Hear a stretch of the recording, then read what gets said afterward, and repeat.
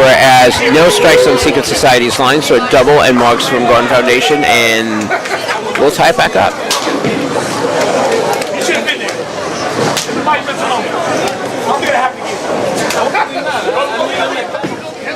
Knight Jr. looking to avenge his open, and he's not going to do that. Apparently there's something going on over here in terms of gapping on lane 8. For the most part, nobody is enjoying it. They're leaving the 7th pin along with a mess on the right-hand side. The one person that is enjoying it, Mitch Sachs. Only person that's bowled two strikes on lane 8. And he's looking for 2 strikes on lane 7, and he'll get it. Mitch Sachs, one of the more senior level bowlers over in Garden Foundation. He's actually won a couple of senior titles, I believe, in regionals. Either way, showing his medal right here. Front row for Sachs. Knight trying to pick this up. He's got a shot at it. He makes it. Dave Knight with the spare. That is the one bowler that's been able to clean up the mess. Garden Foundation couldn't do it. Dave Knight did.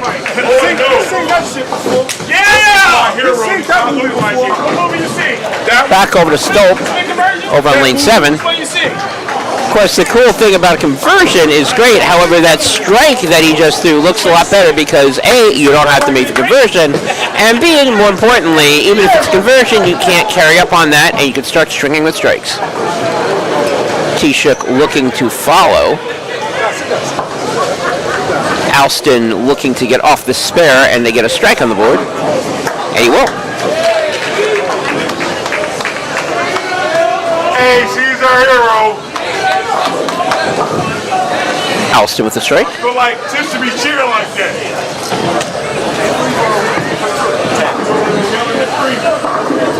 T-Shook off the spare is also looking to strike. They're going to be countered by Moran. T-Shook looking to strike, and well, that's definitely not what he wants. Another open.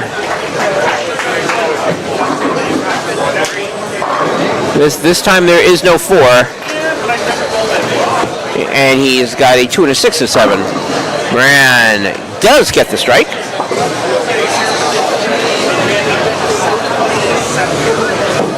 So 3 marks on the board by Secret Society. 3 marks on the board by Garden Foundation. Should T-Shook get this, then it's going to be almost an even game, but he doesn't. Society still up by 14 as we go into the first half of as we go to the end of the first half of game 1. Society still up by around 14 pins.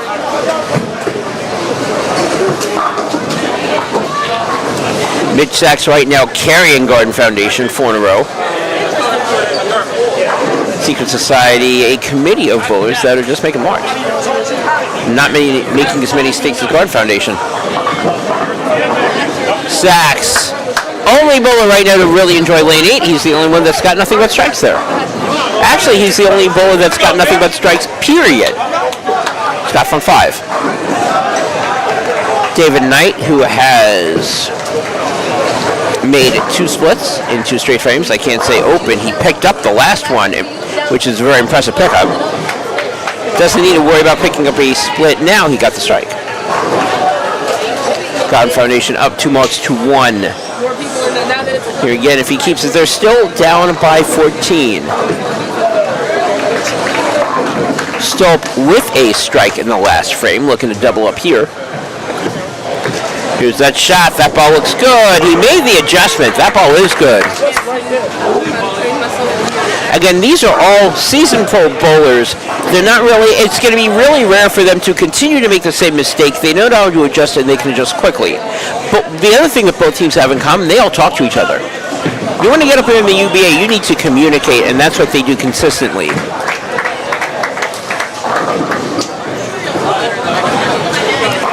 Alston with a double matches up with Stope. Moran is on a strike. T-Shook's on an open. Brent T-Shook looking to join his compadres, and he will.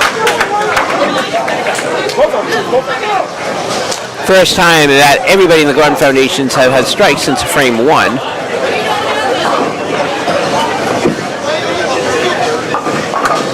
Moran looking to do the same thing for Secret Society since frame 2.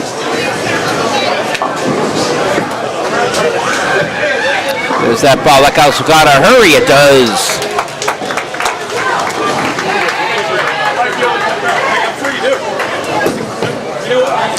This was sort of what I was expecting to see, is a huge strike fest from everybody.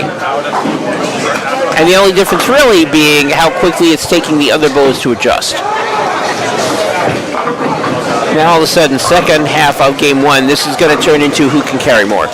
I mean, that really is what bowling is, but in this case, it's going to be a carry contest. Okay. Okay, thanks. Okay, bye. What's up?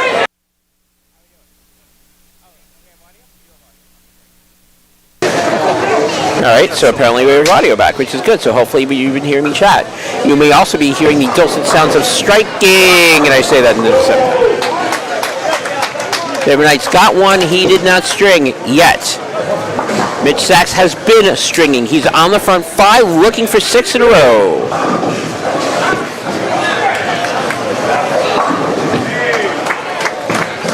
Shot coming up. That ball's got hurt a little bit, and it does not. And he's now joined everybody in the open gap club. 2, 4, 6, 7, 10. That's Dennis Place. Are they talking good about me? Are they talking good about you? No, nobody's been saying anything about you yet. I know in the comments. That is one Machiavelli Federico, a.k.a. Joel Fredericks, a.k.a. shall we say longtime sponsor and supporter of the Gordon Foundation. You can say hi if you like. Hi, everybody. Let me get you off mute. Yeah. All right, now I can get you off mute. Make sure they are too. I'm good. I was gonna give Mac the mic. Mac doesn't want the mic, so I'm putting him back on mute. Goodbye. So Mac's in the middle of chatting with people. Mitch Sachs's run of a potential 300 just came to a brutal end with a 5 count. Secret Society still up. They're up by a little. They're still up by 13. Going to be up by a little bit more with the Spirit of the Open combo, unless Rodney Alston decides to do that. I was about to say Rodney Alston, one of the 2 people that have not thrown a split yet, and wrong. Sorry. Now can Paul Stope take advantage and throw a double of his own? That ball looks good. It is. Stope with a double.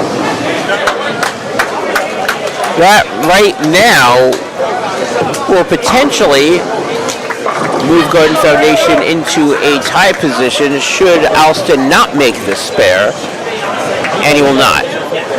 It's not the right angle, does not hit his first open of the game. You know, the funny thing is this, we talk about how well these bowlers are good, and they are. They're very good, but again, the pressure is very different when you're not just bowling for yourself, you're bowling for everybody.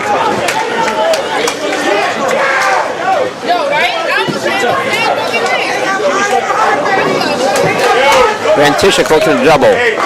That would give Garden Foundation potentially the lead with 2 doubles. That's a 4-mark count for DGF in the 6th frame.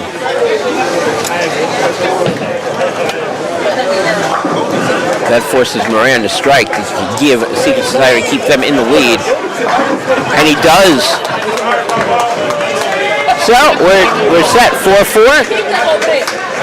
Secret Society still up by a little bit less than 20 pins. It looks like because of all the counts, it's now a 19-pin lead as we go into the 7th frame.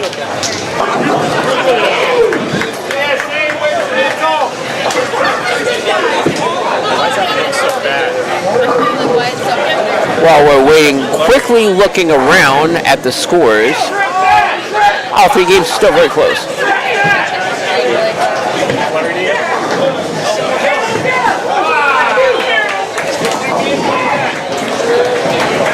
Sachs with his shot. I thought it was double wood. It's not. He's a 6-foot. Sorry, maybe a 9-pin. Get it full screen again. Looking counter here for Secret Society. No, sir. 7-pin. I see.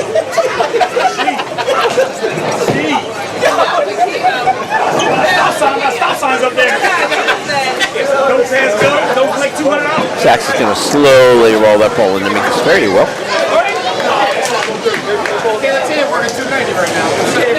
Is it getting blurrier? Is it staying the same? I mean, there's a big delay. Now let's see if Knight's trying to make a spare. Goes for the shot, and it'll make it. No problems in terms of marking, at least for now.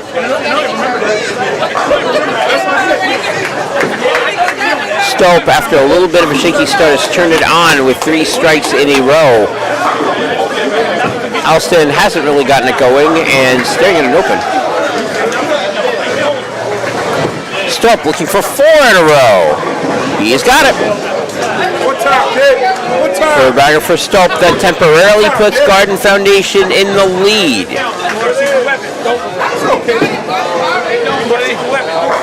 Yeah, Mojo!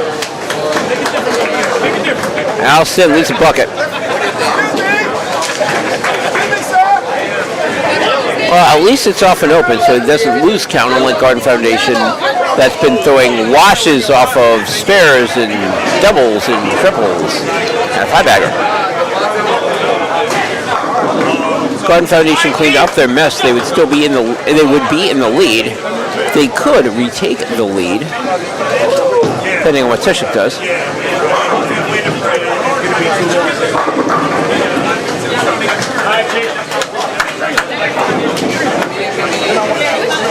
Allison will pick it up. Back down to Moran. Now, on paper with the averages, it looks like Garden Foundation has the advantage. However, and it's been noted, this is a house that you would think Secret Society, since this is in their neck of the woods, they would be more comfortable, at least more familiar with Mrs. Laurel Lanes. But again, these bowlers have been all over the place. I'm not even sure that matters. I would be very surprised if any of the Garden Foundation's bowlers' first tour stop or first trip here to Laurel is today.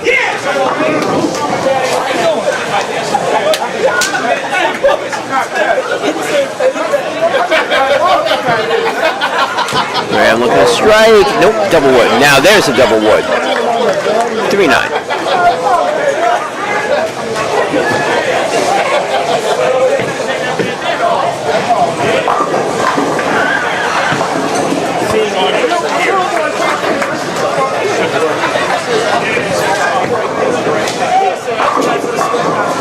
Right now, Secret Society is still up by a little bit, but if you count the marks, which Garden Foundation has more of this frame, theoretically they are in the lead as we go into the 8th frame.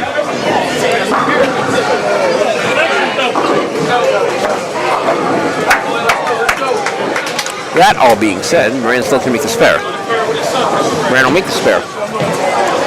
Garden Foundation over the years, again, they've had a history of bowling incredibly well. Sometimes, let's just say Carolier or Bolero, New Brunswick, regardless of how you'd like to look at it, is either a good place for them or a house of horrors. So it's going to be really interesting to see how they adjust or handle Laurel Lanes, which again is not Bolero, New Brunswick. It is a different house. It may or may not make a difference. We'll find out. 8th frame coming up. Dave Knight with a strike, finally looking, well not finally, he looked good in the first 2 frames. Then his ball sort of took a sojourn and now he's back. Mitch Sachs, front 5, open, spare. What is he going to give us in the 8th frame? That ball comes up and he's going to give us a 2-pin. Or an 8-pin.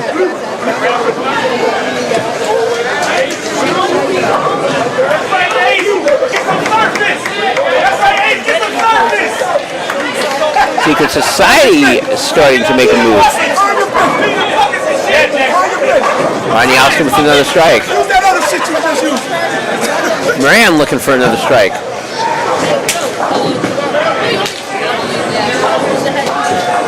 Sachs will make the spare. So Sachs was on a spare already. The question becomes the striking at the bottom of the Garden Foundation's lineup. Still first, Tishik second.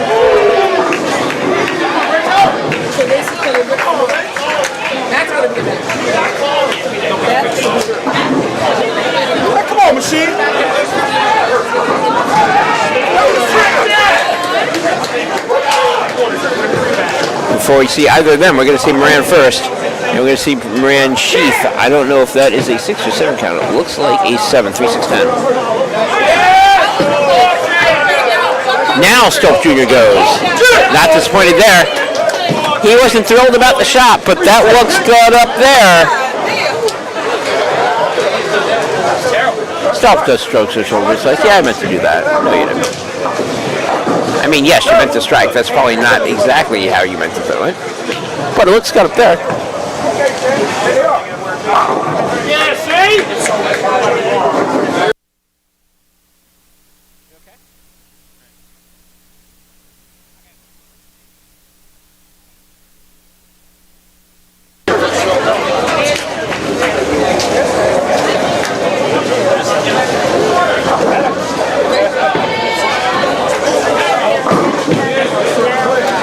Can Tishik put on some more pressure? Yes, he can. After a little bit of a what was that start? Garden Foundation starting to roll, especially the bottom two bowlers. Between the both of them combined, I believe, 9 strikes in a row. Between the both of them. Man, Mitch Stack started the game with a front 5. So Garden Foundation went from down 20 to up 16 as we go into the 9th frame. Secret Society has got 2 different problems. Number 1, they're running out of frames, and number 2, Garden Foundation is starting to get hot. And Garden Foundation is known for pouring it on in the 10th frame. Now will Mitch Sachs join them? Yes, he will. First strike for Mitch Sachs since the 5th frame. Mitch Sachs' skills finish out in the 250 range. 250 exact for Mitch. Looks like an almost certain must strike for David Knight here.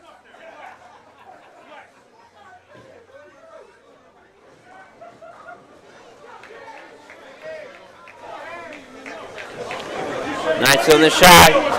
Gonna carry? No, he is. No, he's not. I thought that pin rolling off the deck would clip the 7th. It did not. 7 is still up there.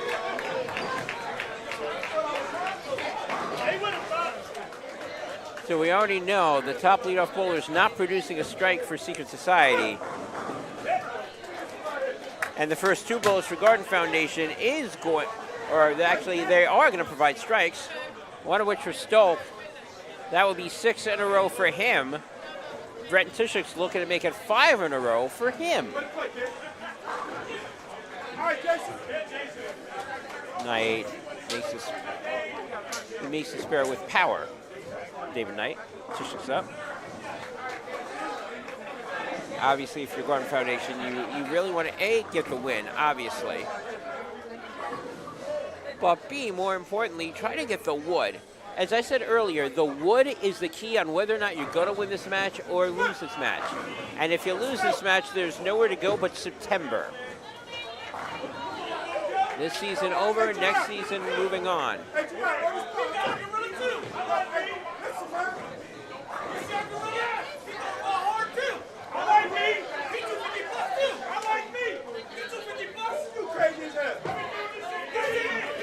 T-Chuck gets it. Maybe not as definitive as some of the other strikes, but that looks good. Garden Foundation's got 5 going into the 10th as we go into the quote-unquote big boy frame. Awesome with the strike.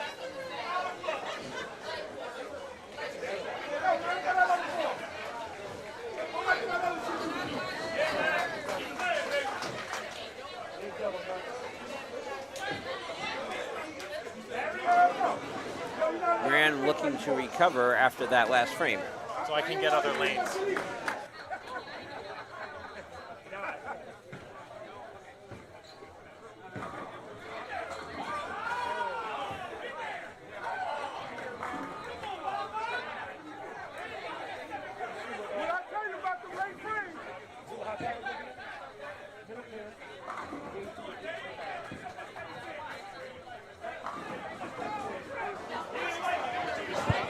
All right, Sean Omlin 7-8 right now. We're going to focus on that. They're in the 10th frame. Garden Foundation up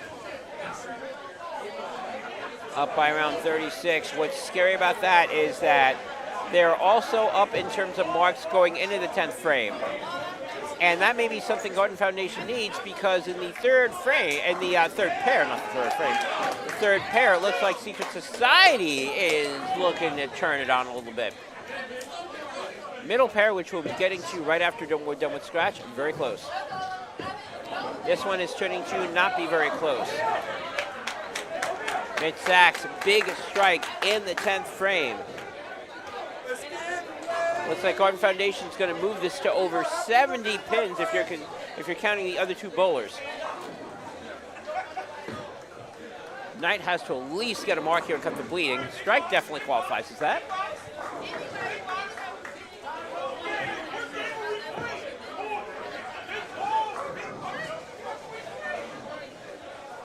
Right now on the board, still a 36-pin lead for Garden Foundation.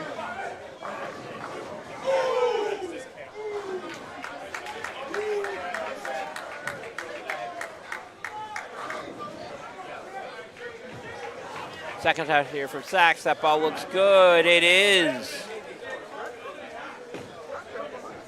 Make that 3 in a row. Mitch Sachs finally figured it out at the time that he needed to figure it out at. Still looking at a potential 250 game from Sachs.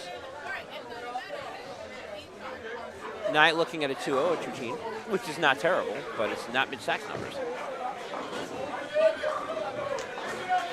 So the other bowlers look close in terms of the numbers that they have. That bodes good for Secret Society. Or Garden Foundation is looking to change the narrative. Knight, second shot here. Get him over 2. Oh, no. Well, technically he's out of trouble, but theoretically anything that is not a strike means Garden Foundation is going to pick up another 10 pins. So not the worst time in the world to get it, but not a great time either. Sachs looking for 250 if he strikes. And he will not, but still high 240s. That is a good start for the Garden Foundation.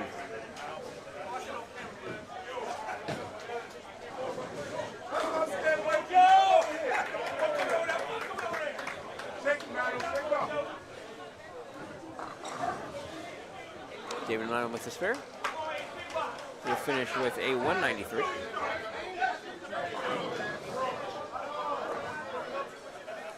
Now, how much pressure and how much wood they can get will be in the hands of Paul Stope and Brendan Tisha.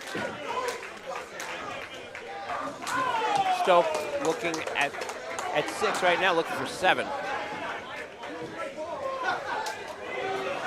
Alston's got a double going in the 10th. Right now, clockwork.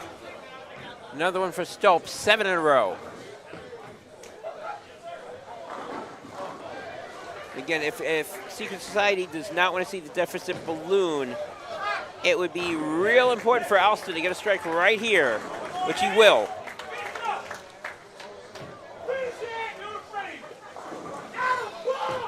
Obviously, you want to keep the wood down. You don't want to blow up on the wood. Garden Foundation is really good with that. However, that middle match is real tight. We'll be getting to that momentarily. How tight? We'll figure it out after we finish this one. Stope looking for 2. He's got him, 2 in the 10th frame. Can Alston follow suit? Again, Garden Foundation, they pretty much have the game wrapped up. And right now they're up by around 56, but they want more, and Secret Society needs to stop them from doing that. Especially because right now it looks like they're up in the other two matches. Alston looking to double in the 10th. He will not. 5-pin. Now this is the playoffs. This is the 5-pin. These are all mature human beings. Will anybody raise their hand because it is a 5-pin? Even though I can't imagine Ronnie Alston getting powdered, but whatever. Stope strikes out, 246.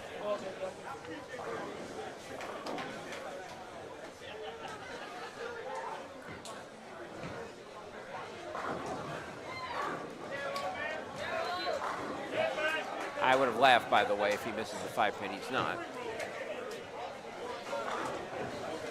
Allison finishes with 2:15. Now can Brent Tushik add to the lead? Garden Foundation up by 67, technically 77 because he's on a double.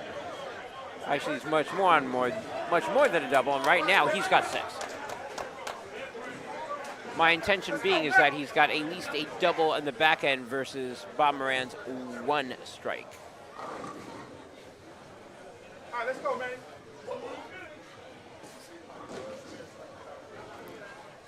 I don't think he'll get it to 100, but he can get it to 80 or 90. Moran's job is to stop that from happening.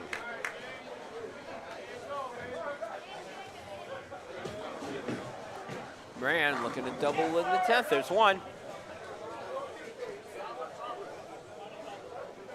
Wants to throw a double in the 10th, I should say. He hasn't doubled in the 10th yet. That may change. Speaking of doubling the 10th, Brent Tushik wants to do that, and that will give him 7 in a row. I'm sorry, he's got 7. That gives him 8 in a row. Look for 8. 8 is not great. 2-pin. Secret Society now can at least cut this down to get it in the 60s. Which is not great, but it's better than being down 100.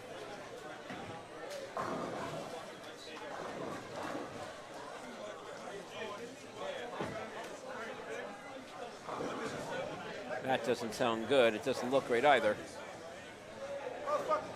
So we're looking at around 70, almost 80 pin lead for Garden Foundation in this game. Once these last 2 balls are done, we're going to move into lanes 9 and 10, see what's going on there.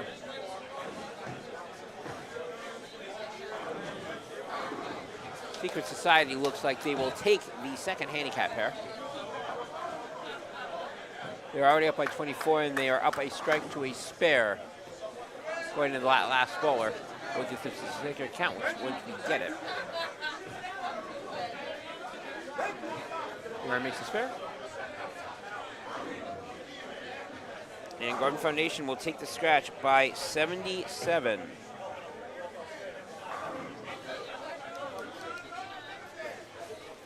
All right, let's bounce over to lanes 9 and 10 right now at this point. We're going to catch the end of that first handicap match. So this one's tight.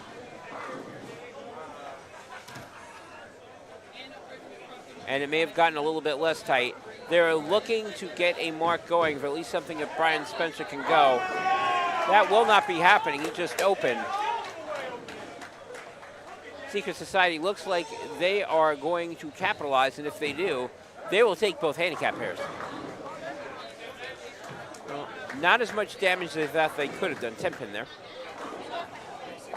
That by James Siebert. We will get to the names momentarily after we finish this matchup. Brian Spencer currently bowling for Garden Foundation.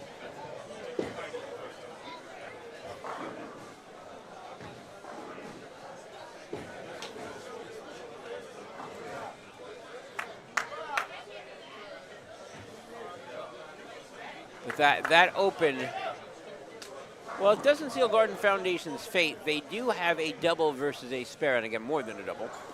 They have a 4-bagger versus a spare going into the last bowler. However, Garden Foundation no longer has fate in their hands in terms of winning this game.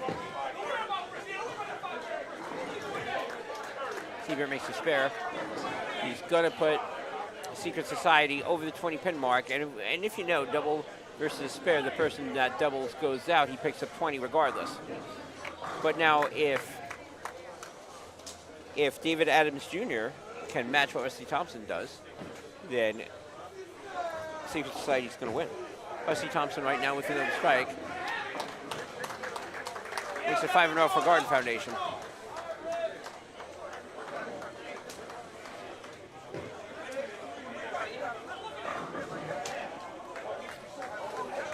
And what is going on right there is exactly what they didn't want to see. William Ripley, 300 for Secret Society. That's a very quiet, subdued 300. And what that does eventually is give them the win. And that deficit is going to be pretty much even in terms of everything. That wood's going to be close, if not exact. Andres Lopez III, a.k.a. Bebop, will double. We'll see exactly what the difference in the wood is. It's going to be around 50-something change. Now, basically, Rusty has hit the first two. What that means is that their bowler, David Adams Jr., must show up at least. Got to get at least one, maybe two. One being strike one. He definitely needs this one. He gets it.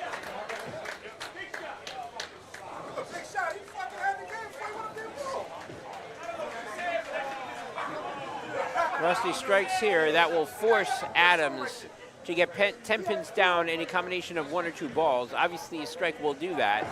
Spare could also do it. And Rusty is going to strike, and he's going to force Adams to do that.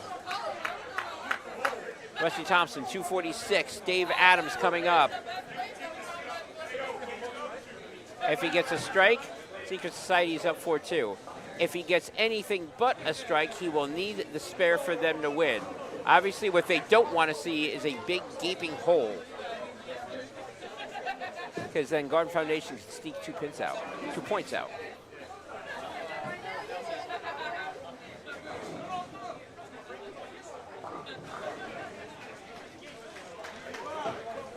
Good shot here. Adams needs it. He gets it.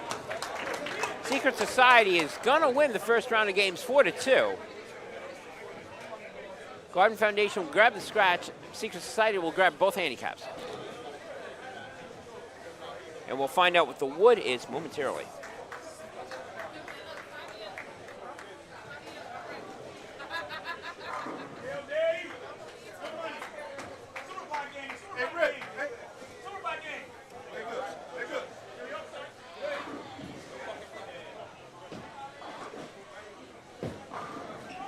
He will not strike out. He'll leave a 10 pin, but I was going to say right now it doesn't matter. It could.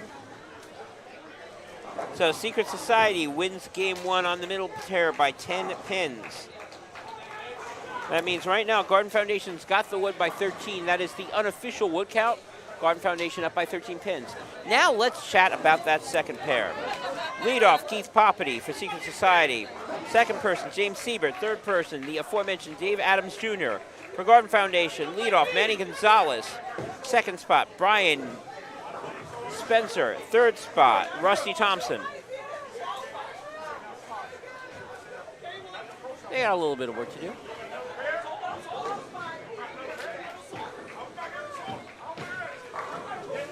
We're going to focus on this turf right now, even though, as you can tell, we are seeing the other 2 teams in action. Or the other 2 pairs in action, I should say.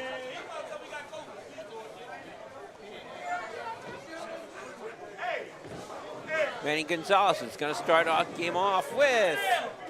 That's a sloppy mess, but it's good.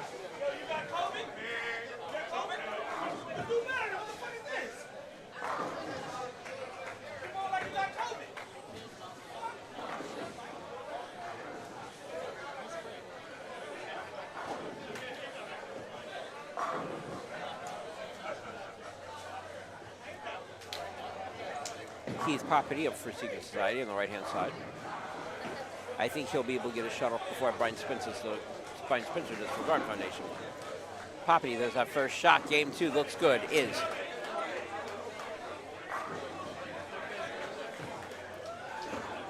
We will chat more about what's going on in Scratch a little bit later. Right now, everybody's throwing a lot of strikes. But you sort of figure, again, a little bit more methodical in terms of the speed, a little bit more of a slowdown. This could be the last game that we're seeing, or the last match that we're seeing, based on how quickly everybody else is bowling. But you didn't expect this to be really quick. You expected this to be methodical. And Spencer leaves a 7-pin. I'm sure he's kicking himself for it, and he's thinking that he's the reason why they lost game 1. Not sure I can say that. That was a good shot that he threw in the 10th frame. Just got bit. That happens. That's bowling. Now Siebert up for Secret Society.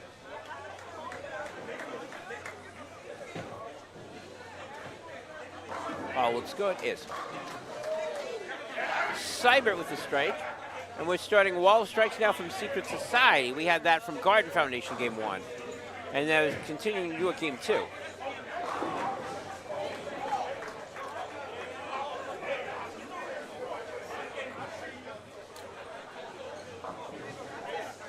Now, if you are Secret Society, obviously you got to get the wood. Important. But if you're trailing, you also need to make sure that you lose the wood by as little as possible. Fine, Spencer will make the spare. So if you're struggling, make the spare. If you open, get as many pins as you can. The one thing you don't want to see in any stretch is getting blown out. Like that 77-pin win that Garden Foundation has, that could be the benchmark right now, even though the overall wood is still only 13 pins.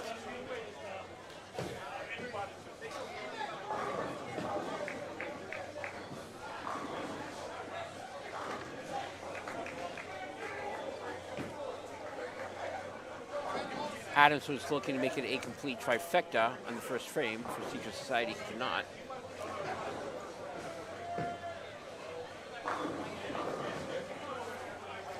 Thompson looking to make it 2 strikes in the spare for Garden Foundation in the first frame. And he won't do that either. 10 pin.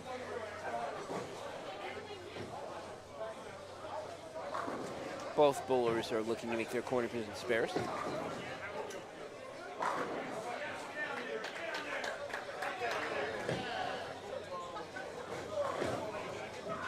See if Rusty converts his. He will. Now we're going to see if if Dave Adams converts his. And he won't.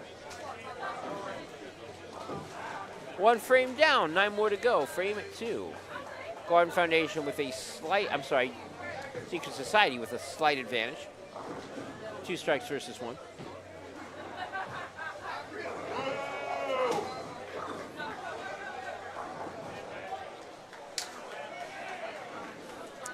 The funny thing is we have AC Express hanging out here. I'm going to chat with some of them momentarily. They certainly have vested interest in some of these matches.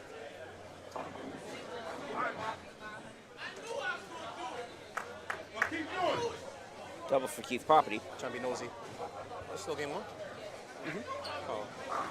Who's winning? Right now, for those of you just tuned in, Secret Society is winning 2 games to 1. However, Garden Foundation's got the wood, which is 13 pins.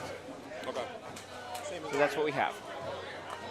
So we have a lot of splitting right now, and I don't mean that in terms of that. I mean nobody's sweeping. Like 2 games in one way, 2 games in one the other way.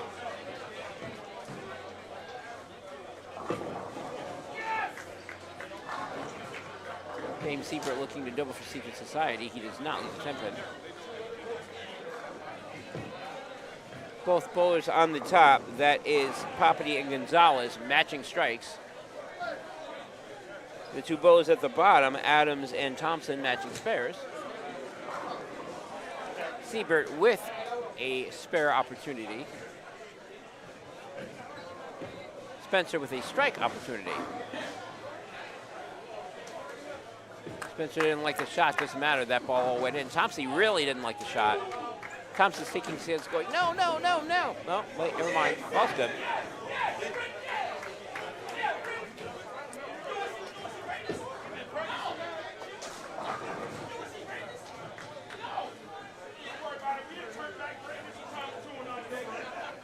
Seibert makes a spare.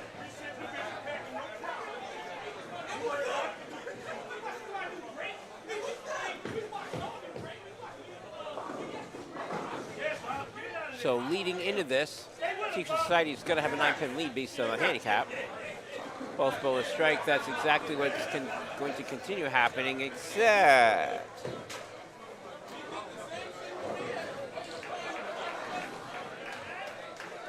Rusty Thompson didn't like that one, 3-6-10.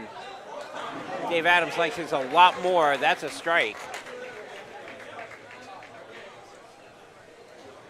That all being said, both bowlers are on spares. Secret Society will get a couple more pins. But assuming that Rusty makes a spare, only a couple.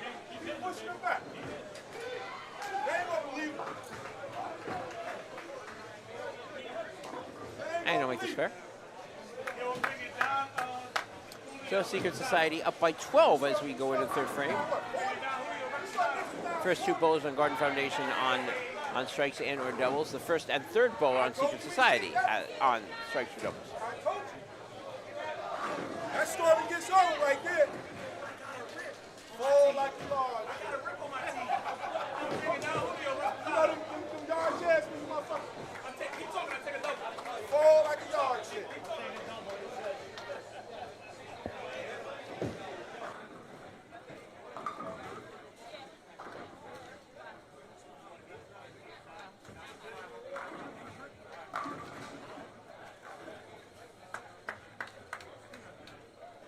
Yo.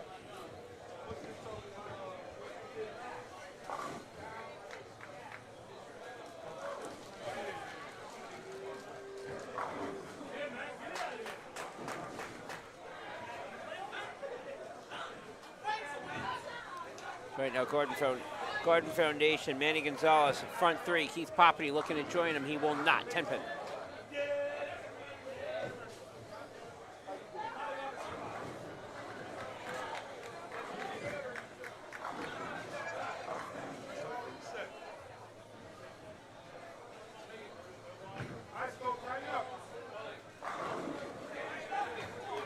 Brian Spencer now for Garden Foundation.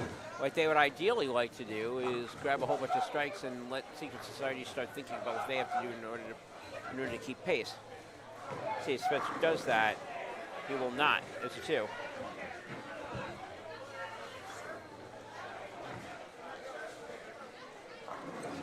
The one slight advantage Garden Foundation has in this frame is that Spencer was on a strike. Spencer is no longer on a strike. Poppy's no longer a strike either, but he'll make the spare. Seabrook coming up. He's working on a spare.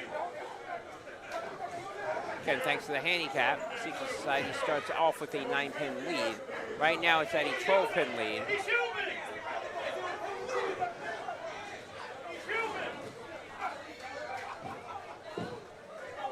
Assuming Spencer makes a spare, he does. Was a little nervous about that one. Pin goes down, all good.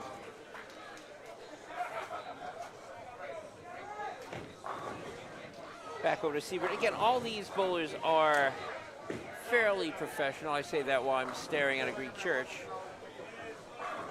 from Secret Society. But they traditionally, what makes it interesting is they traditionally don't do that. They traditionally do what Siebert's doing, which is get a strike. Foundation right now on marks, up on marks 4-2. One person that's not on a strike going into this frame is Wesley Thompson. He's on a spare, and now there's a strike. So, 5 mark spot on the board for Gordon Foundation. I've said that a lot on their scratch team. Now I'm starting to say it on the handicap team.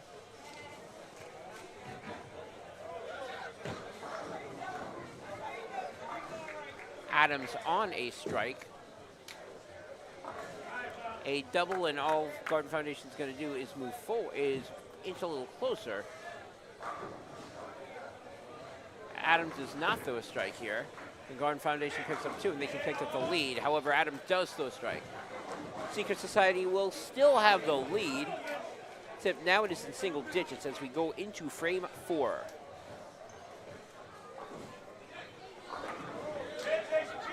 Gonzalez got the front 3, looking for 4.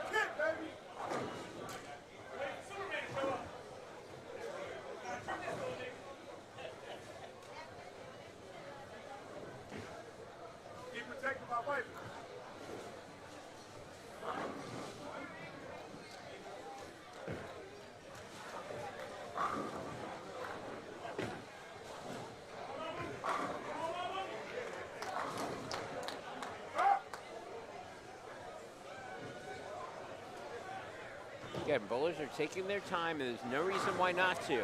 There's no time clock here in the UBA. Take whatever time you need, especially with everything on the line. Whoever loses this, their season's over. Manny does not want to be him, and that 4th strike says, nope, not me. I still want to bowl.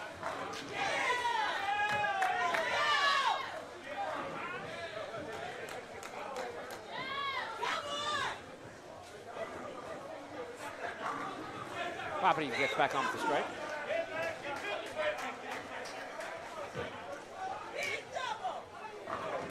Right now, Garden Foundation still trailing, but by a teeny weeny bit. Actually, technically, that double just put him in the lead. Except there is a double out there at the bottom for Secret Society. We'll get to that momentarily. Back over to Spencer and Garden Foundation. Fourth frame coming up, working on a spare. That ball looks good. Oh, he gets the pit. It goes down. Garden Foundation for those strikes.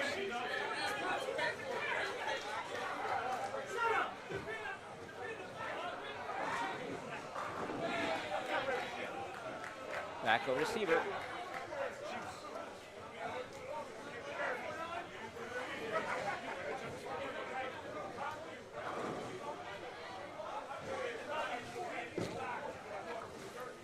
Siebert, that ball's got to hurry up. It does not. 9-pin.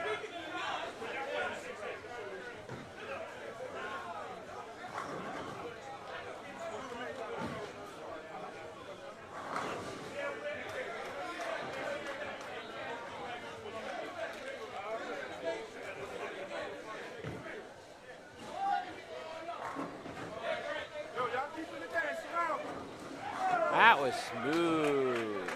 Again, he didn't like it, but all the pins went down, so he'll have to accept it. I'm sure his teammates don't mind.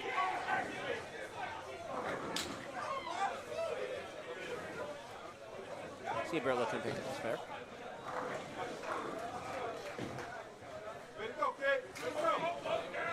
Meanwhile, Garden Foundation has done exactly what I thought they were trying to do. Get done relatively quickly with strikes. Give Secret Society something to think about.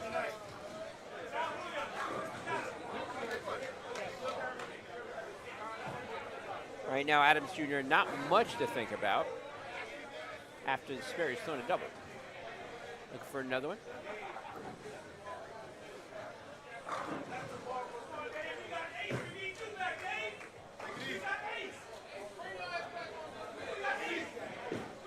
Looking for another strike from Dave Adams right here. That ball looks good. It is. Dave Adams with a strike.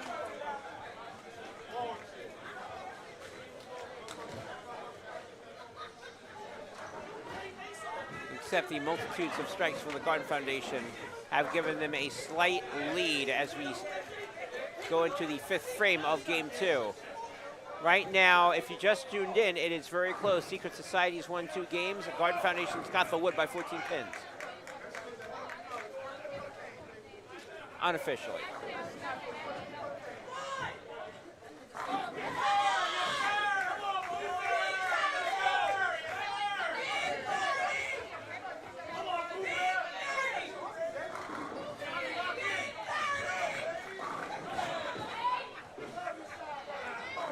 Property with another strike. Back to Manny. Gonzalez has got the front 4.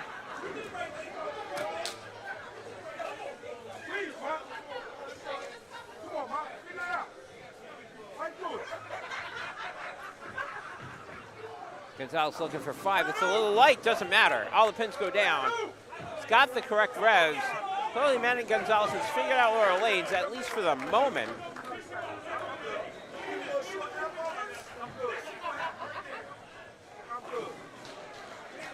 So that is 5 for Manny. Brian Spencer, who struggled in game 2, is looking for 4. Siebert with a strike.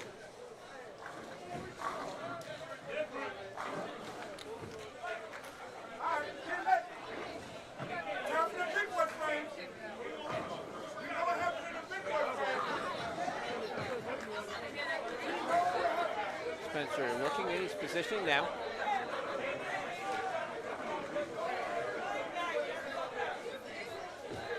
There's a shot, looking for 4, gets it.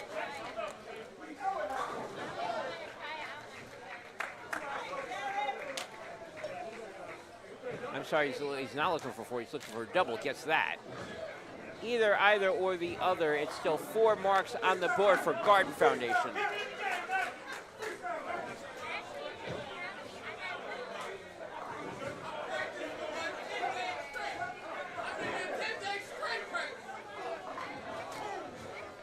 Adams is the one that's looking for 4. Unfortunately for him, he found 3. 4, 7, 10. So we're talking big boy frame here. So for all the UBA bowlers out there that are not familiar with that term, and I'm speaking of one Lucky Lydell. Hello, Lucky. How you doing? Pleasure to see you. Pleasure as always. What does big boy frame mean? That's when the games get late. A lot of people ain't built for them big boy frames, 8, 9, 10. Don't matter what you do, frames 1 through 7. You get the 8, 9, 10, big boy frames where we win. Foundation 1, Foundation 2, and the final frame, except we're calling it big boy We call frame. it big boy frames. Thank you, Lucky. And Lucky should know about this.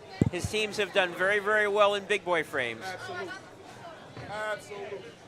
Is absolutely confirming that. Thank you, Lucky Lydell James, head of one of the major big heads of the Garden Foundation. And right now we're not at big boy frame yet. We're up to second half of game 2. Second half of game 2 in the middle pair. Manny Gonzalez got nothing, no complaints so far the first 5 frames because they've all been strikes. And by the way, Garden Foundation just took the lead. Now can they continue it? That is the question.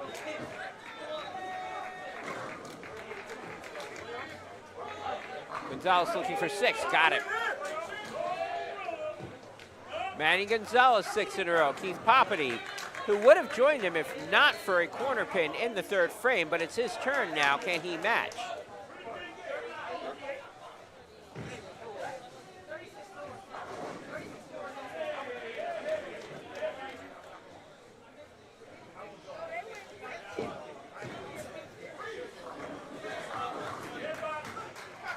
Poppity Bopwell's coming up. That looks nice. Sure is. 3-0 over Poppity. Garden Foundation's got the lead. Secret Society isn't going anywhere. Especially with Dave Adams Jr. making and converting the spare. However, spare conversions do not beat doubles. And that's what they are up against. A 6-bagger from Gonzalez, and right now a double from Spencer, a double from Rusty. Spencer's looking to make a 3. There it is. 3-bagger. Rusty's already got 3. He's looking to make it 4. Get another strike from Rusty, and it'll be 6 marks on the board for Garden Foundation, which will guarantee that Secret Society cannot move any closer. The only thing they can do is either stay put or fall further back. And that 7-pin means they could fall further back.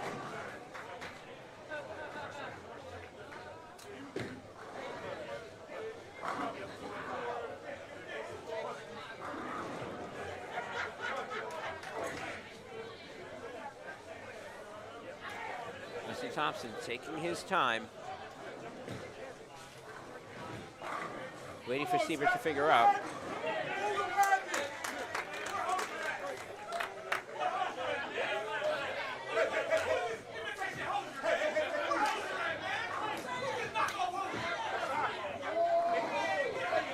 Siebert makes a spare.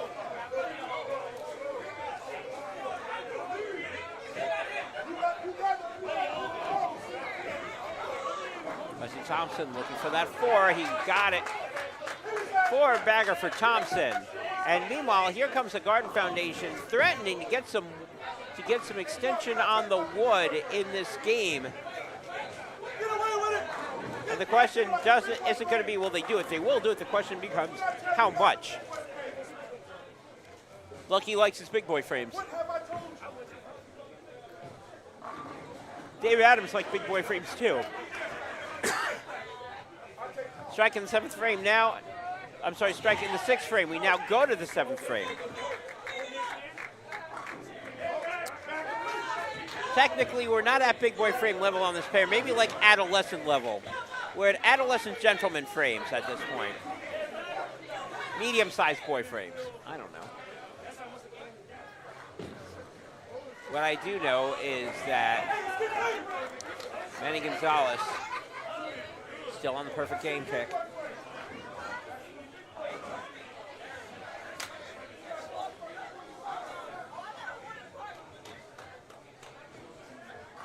Poppy wants a big boy frame of his own. He'll get one. He'll get a big boy strike. 4-0 for Poppy. Like I said, Secret Society not going anywhere. Garden Foundation's still up, but they got to keep this going. If they falter, Secret Society's going to be right there. Well, he didn't like that shot. There's a reason for it. So Gonzalez's streak ends. Still's got the front six. He does have a bucket to make up. And again, their lead is not big enough for them to coast at this point. They have taken the lead, but right now they're looking at a double. So they've just a double from the other side. So right now they've just given 10 of those pins right back, and could be more. Siebert on a spare. Siebert gets a late hit, but that looks good. Strike's good. Secret Society starting to stir a little bit. I don't think either team is really going to stir until that third game. From a volume perspective, it sort of feels like they're all holding it in at this point. Gonzalez makes a spare. Now, even though he's not stringing anymore, you still have two bowlers at the bottom who are. Spencer looking for 4 in a row.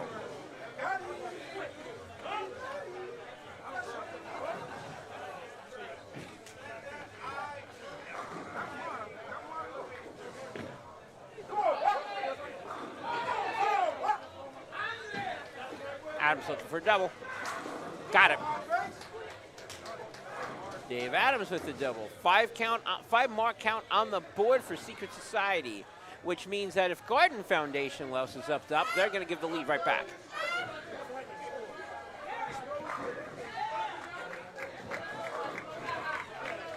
Theoretically, Foundation up by 50. Theoretically.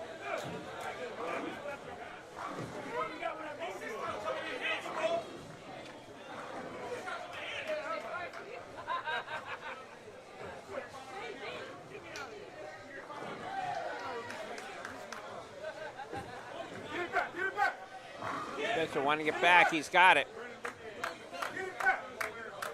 1 in a row for Spencer. Here comes Rusty Thompson.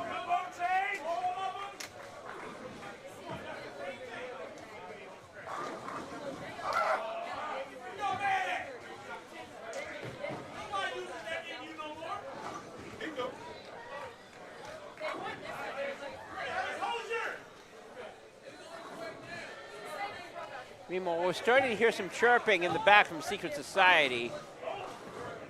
I'm starting to get a little nervous. I can't say I blame them, but this match is exactly what we figured this match was going to be. This match was going to be tough and cutthroat and loud, and so far it has not disappointed. Got 5-5 in terms of marks. Garden Foundation up by 50. Again, Secret Society is looking to chop into this and maybe take the lead themselves. And now we're going in the 8th frame. And in the words of Lucky Didell, who's not here, now we are approaching, oh, there he is. Now we're approaching big boy territory. Can Garden Foundation hold on to a 50-pin lead? And then more importantly, what's going on around this pair? What is everybody else doing?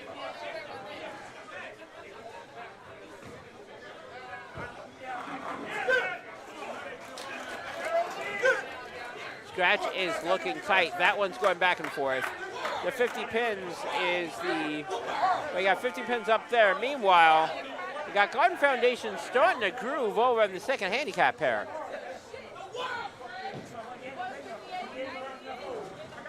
We will get more of that. Obviously, we're going to go to second handicap pair in the third game. Right now, we're still focused on the middle pair. We're still on game 2, and Garden Foundation is still up by 50 pins.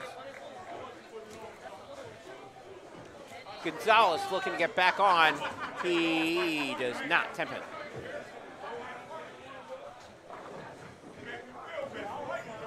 Opportunity for Poppy to come in and for Secret Society to cut down Garden Foundation's lead a little bit more.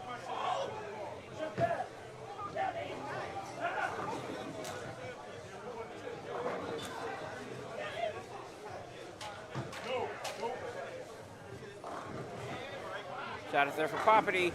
That's good.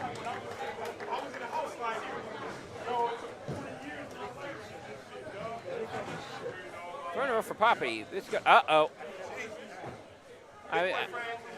Yeah, big boy frame, and Gonzalez may have to go back to nursery school a little bit. He's not big enough. I think the idea being a spare in the 8th frame means more than a spare in the 3rd frame. Yes, it does. What's more important spare than an 8th frame, spare in the 9th frame? What's more important than that? Spare in the 10th frame. Right, or harder, maybe. Harder than the 3rd frame. Definitely harder. That from Flake. A little more tense, a little more nervous. Well, nerves are starting to rack up. Not so much for Siebert. Now, Garden Foundation can minimize the damage here if both Spencer and Thompson show up. Spencer's turn right now. He's got 4, going for 5.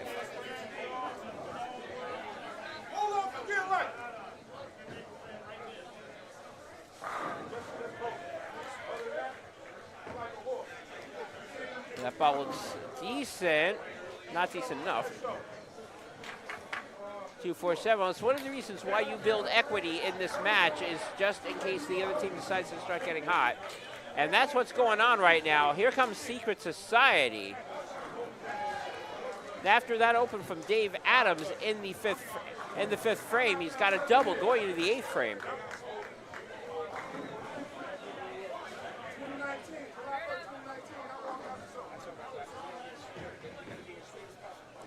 That ball coming up, can he put me even more pressure on? No, he can't. 7-pin. Little bit of a break for Garden Foundation.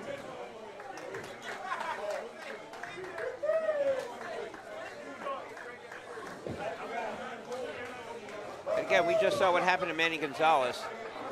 Brian Spencer says, nope, not me. Looking at the approach. He's fine on the approach.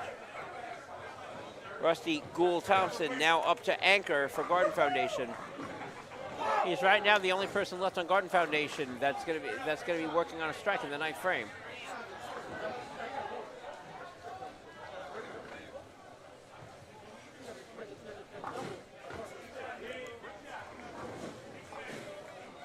Adams with the spare.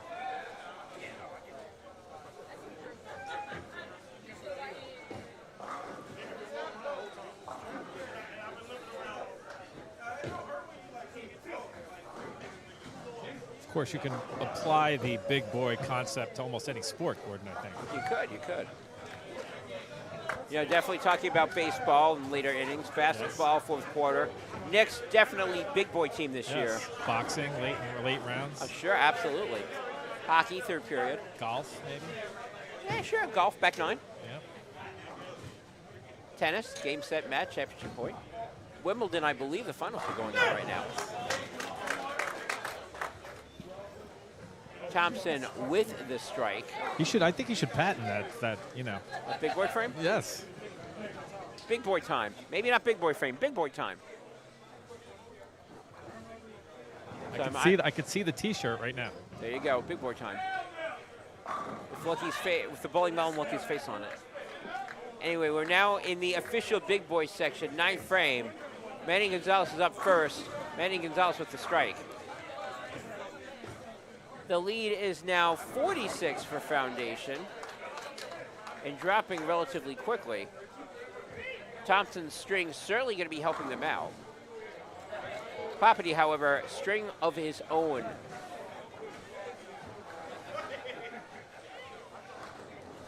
Looking to cut this down to under 30 with a strike. No, sir, 10-pin.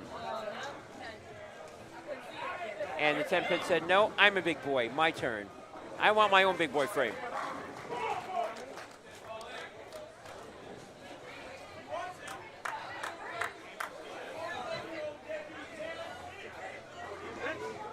Meanwhile, Garden Foundation does what they are known to do in the scratch side. They are starting to turn it up. Is that a 5-pin? That looks like a 5-pin. Now, if you really want a big boy frame, you don't want to be missing the 5-pin. No. And again, nobody's going to put their hands up. But if if Brian should fail on this, you're going to be hearing a lot of yammering. I mean, you got to think positive thoughts here. Well, you don't think about missing, you think about making. I was going to say, you don't want to be thinking, uh-oh, if I make this, I'm getting a powder bath. No, you will not. You will not sleep so well tonight if you miss this one. So lucky, Brian Spencer's not going to miss a 5-pin, is he? It's an expensive day if he missed that. How expensive is Because it? he's got to buy everybody that's on DGF a drink at the bar, no matter what they're drinking. That's worse for getting powdered. Does that include the commentator?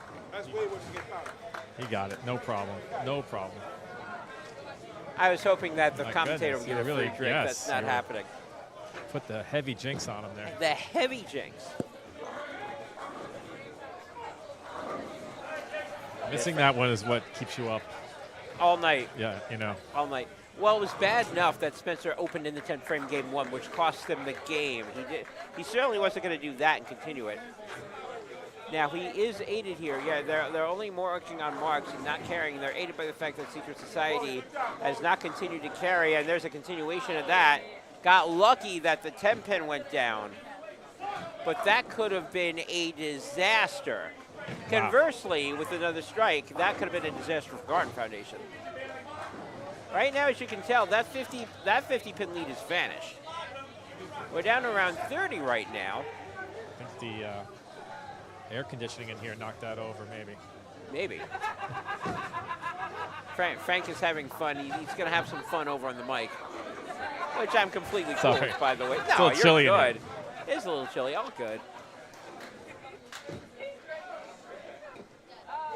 Garden Foundation will win the second game scratch, though a late open by Brent Tishik is going to cost them some wood. Again, we'll get specific numbers afterwards.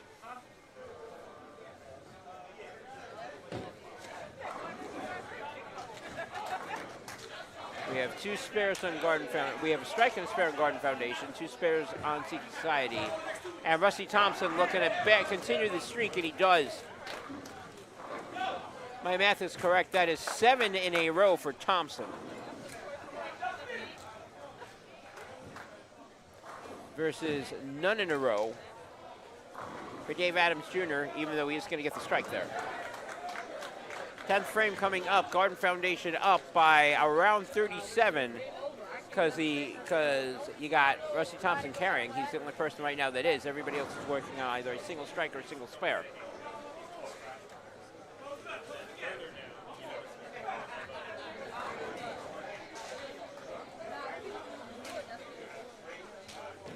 So Garden Foundation is going to win scratch.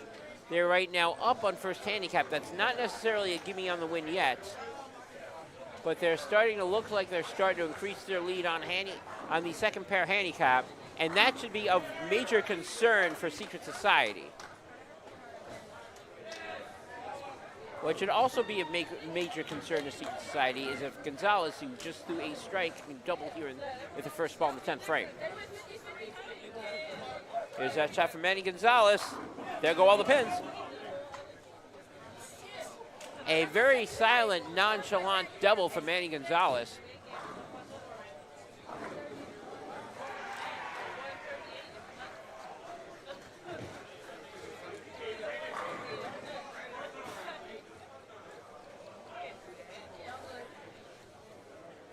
Property looking to at least cut down the damage or at least give their team a chance to, if not win it outright, keep the wood down.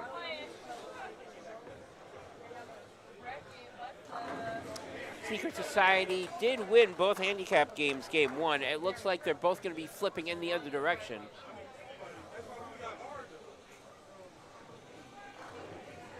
Garden Foundation won the scratch by around 15 pins, approximately.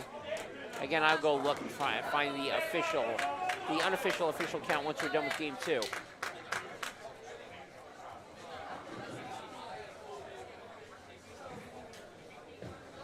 Gonzalez right now, that ball's buried.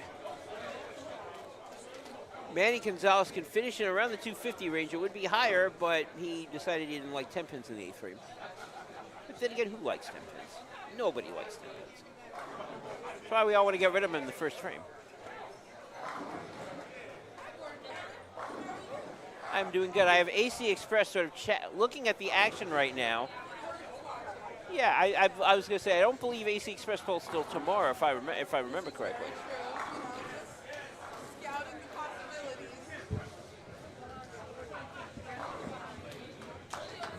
Just scouting the possibilities of what tomorrow may bring us with these lovely teams. I mean, it's a great match.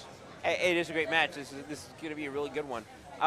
One of the teams that I know you will not be facing is your arch rivals. Bulletproof goes down today. They lose to Nation Domination. You don't seem too upset about that. I don't think anyone is. Wow. And I think they also left the organization. Wow. So, Well, you know, on to the next. They take a loss with them on the way out. You know, R.I.P. Yes. Rest in pins. Yes, yes. Rest in pin count. Absolutely. This is serious, though.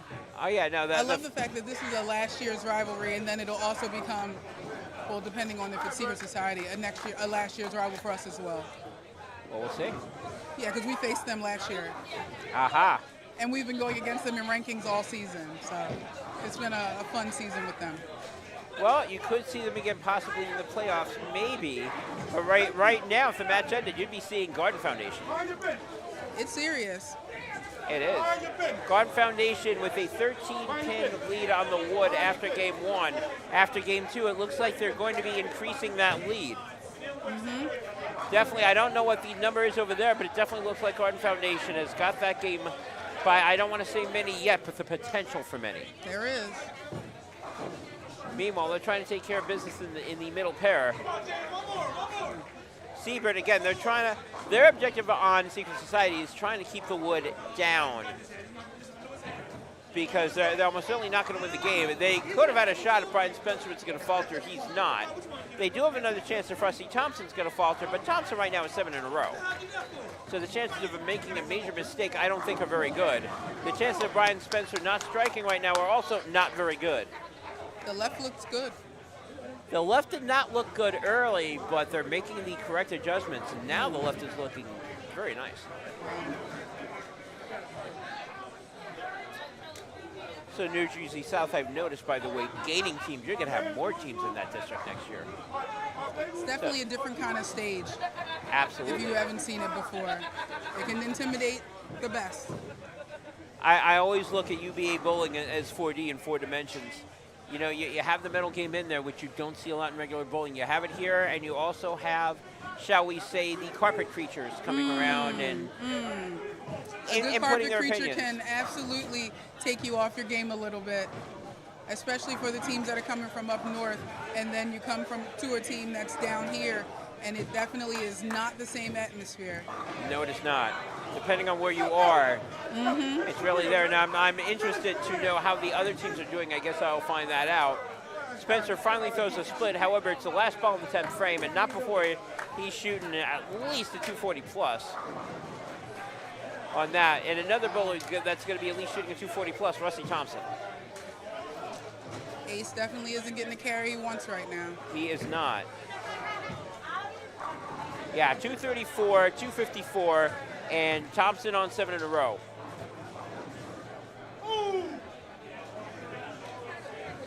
I mean, Dave Adams is actually going to finish also in the 230s approximately, which is good. The problem that Secret Society has is that 230s and 220s don't beat 250s. And another one from Rusty Thompson. Right now, Rusty Thompson potentially looking at a 277 if he goes out the door. That's very hard to beat. That's gonna hurt. If you're a Secret Society fan, that is going to hurt. If you're a Garden Foundation fan, you're enjoying it. And you're also going to be enjoying what they're starting to do in the scratch Game 3. Secret Society needs to figure something out, and they need to figure something out quickly. Or else you're going to see at least 3 Northern New Jersey teams At least. tomorrow, at least, because I don't know what Rogue or Total Mayhem are doing right now, but I've been hearing a lot of Total Mayhem, and that usually means that they're doing good. Usually. Not always, but usually.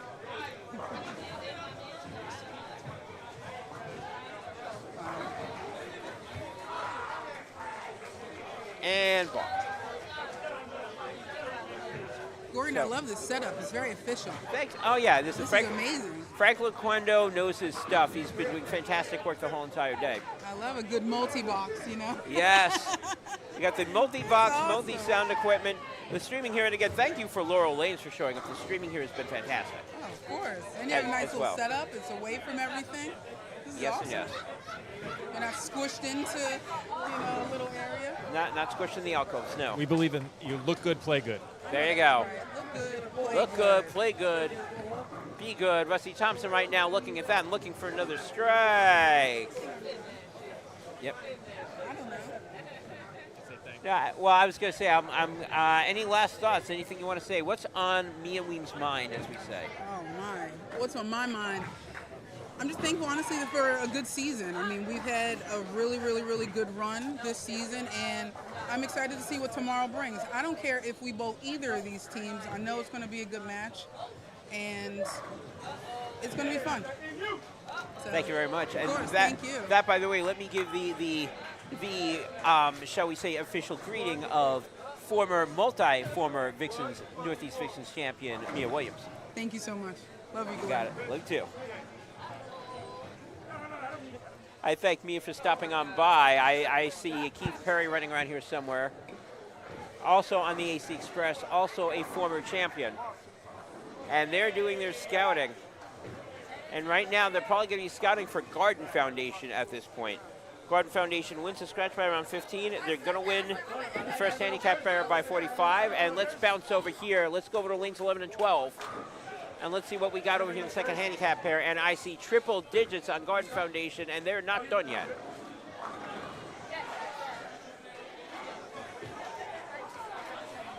So what was a close game after game number 1 is not that close after game number 2.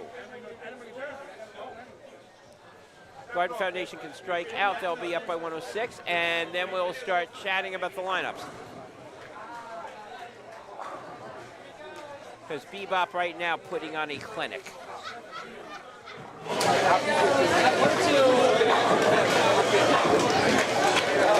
I know. Let's keep going.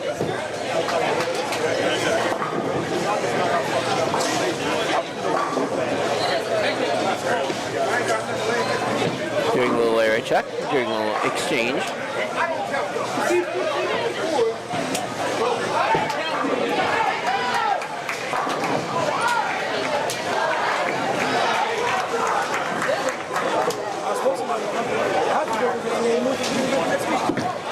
Now, once upon a time, Secret Society was up on this pair by 54 after game 1.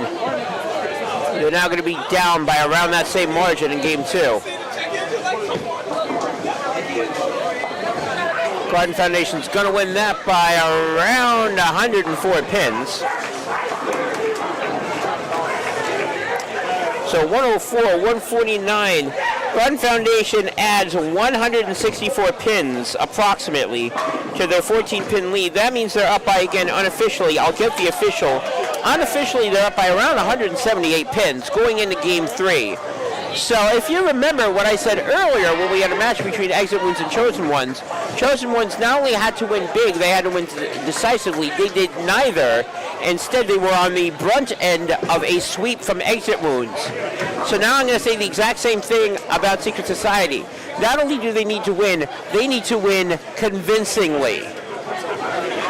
And they need to win, meaning they can't afford to lose, meaning they can't afford to see what's going on to them right now on the scratch trio, happening to them on the scratch trio, which is all of Garden Foundation's bowlers bowling nothing but strikes.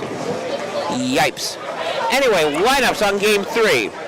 Secret Society, second handicap pair. Leadoff, Jeff Mrzowski. Second spot, Dustin Wellers. Third spot, William Ripley. For Garden Foundation, Jason Wichnovich leading off. Second place, Gerald Machiavelli Fredericks. Third place, Andres Lopez III, Bebop. So we are going to start, again, Garden Foundation, DEF, Secret Society, ABC. Garden Foundation looking at an 8, and Secret Society looking at 7. Right now, after game 2, Garden Foundation up by many. They take all 3 games up board by around 178 pins. Up by 178? Jeez. Approximately. Secret Society has got some work to do. 10 to 2? Total Woods 178. Same, but 10 to 2 or 4-2. 8-4? Okay. Or 8-4, I should say, yes. So 4-2 meaning 4 games. Obviously, each game is worth 2 points. So it was 4-2 Secret Society. It is now 8-4 Garden Foundation.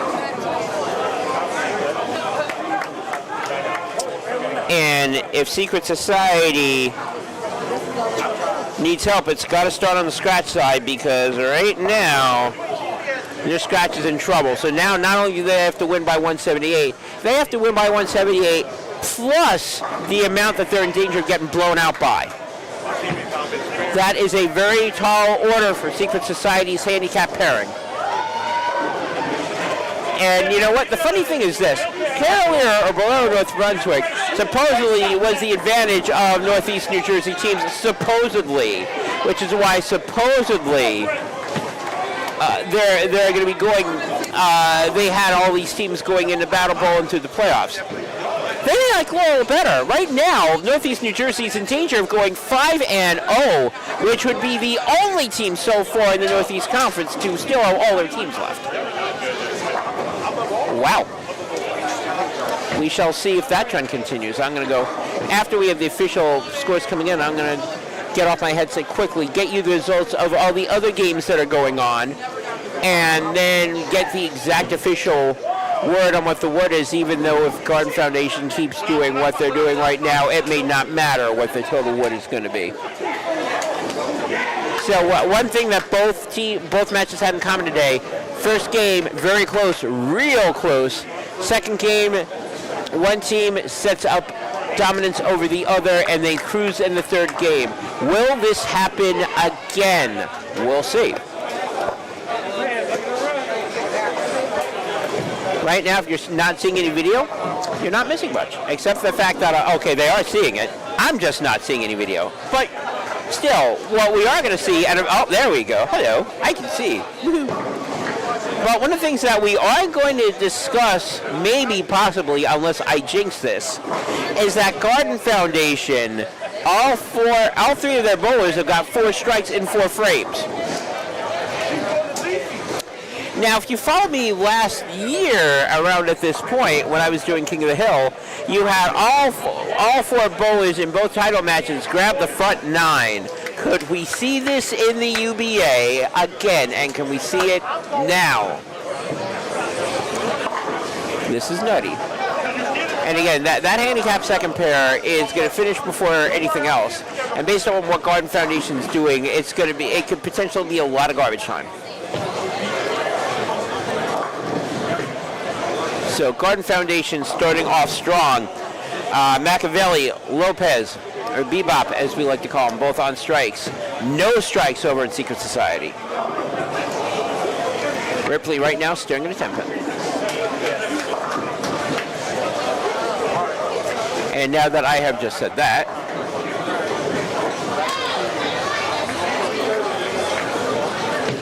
Garden Foundation, I'm sort of curious. We're going to keep this here at a couple of frames, going on still on handicap 2, but I may switch it over to scratch. And I say that because right now there's 13 straight strikes over in the scratch pair. And this is what wound up happening and how Garden Foundation wound up winning a whole bunch of Battle Bowl titles. And this may be what AC Express is going to be in for seeing if they clash up tomorrow.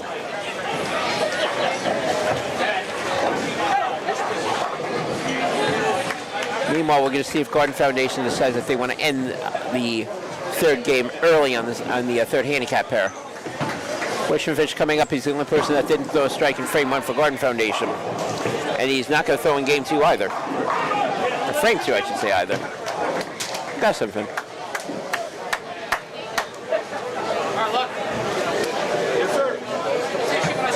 Meanwhile, and I say this now, you know what we're going to do? Hey, Frank?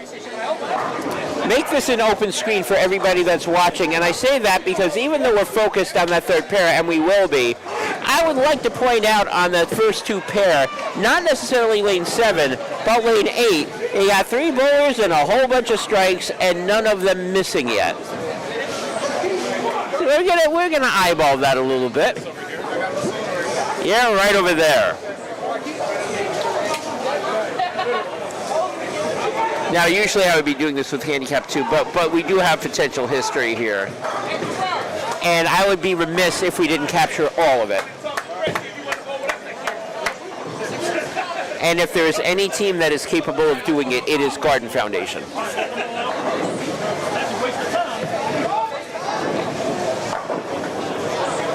And what the irony is that what used to be actually none of those, well, the second game was close. Shouldn't say none of them.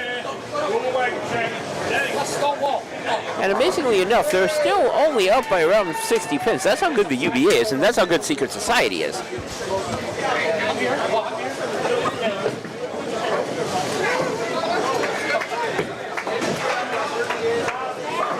And make that, what is that, 5th frame? 15 in a row. I don't want to mention anything or put anything, but that's 15 in a row. I'm not going to bring anybody in. I don't know if I should even talk to Lucky right now. Lucky right now is hanging out. He's hanging out with Darius Hayes over at Exit Wounds. They are enjoying the spectacle. Actually, we also have Dejon Smith from Murder Inc. We have Total Mayhem. I'm going to flag somebody from Total Mayhem just to find out how they're doing. Or maybe not. She's walking. That may not be a good sign for Total Mayhem. So, all right, Total Mayhem may be in trouble. I don't know. But I don't know yet. I have no idea. What I do know is I know what my eyeballs see, and my eyeballs see right now on lanes 7 and 8, 15 in a row from Garden Foundation. Mitch Sachs is up. Keep in mind, in game 1, he started with the first 5. So I'm hoping I'm really not jinxing him right now in the 6th frame. Here's that ball. That shot's coming up. It's good. 16 in a row from Garden Foundation. So now let's chat with Mac here. I know they mad. Who mad? Who mad? Anybody that thought we weren't going to win. Oh, wait, hold on. Let me. I Okay. will do a nice little interview in like 30 minutes when we. Well, let me ask you something here. Let me just. I'd like to show you what's on lane 7 and 8 right now. They're doing their thing like we supposed to. Yes. Max says they're doing their thing like they're supposed to. Yes, they are.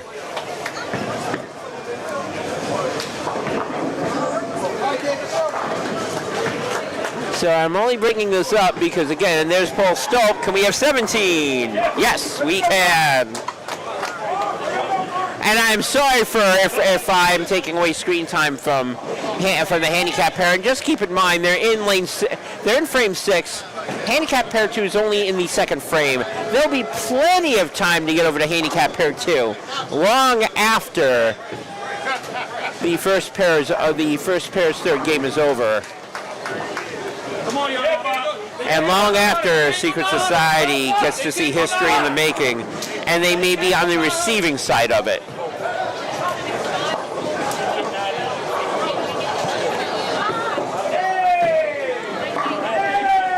If I remember correctly, the UBA record, and yeah, I'm going to bring this up, it was a 300, a 279, and a 279. That would be 858. That's the record. And I'm only pointing that out there because we now have 18 in a row on the scratch side. And everybody's smiling, and more importantly, these are not little baby strikes. These are buried strikes. Garden Foundation is having some fun. Garden Foundation is already up by around 100 and change. Actually, no, around 90 and change at this point. They're already up on the wood by 178. So now all Secret Society has to do is to win the other two pairs by around a combined 340 pins. In other words, that's probably not happening. Especially because Garden Foundation right now is... The 3 on lane 78 are not the only ones that are ripping up strikes in a row. We have right now 1, 2, 3, 4, 6 Garden Foundation bowlers in the 3rd game that have not thrown something that's not a strike.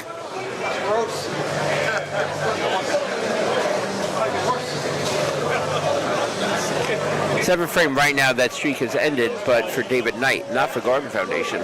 Mitch Sachs is up right now. We're looking for 19 in a row. We're in the 7th frame. And there's a shot, and that's down and in, which is where he's been bearing it all day. 7-pin.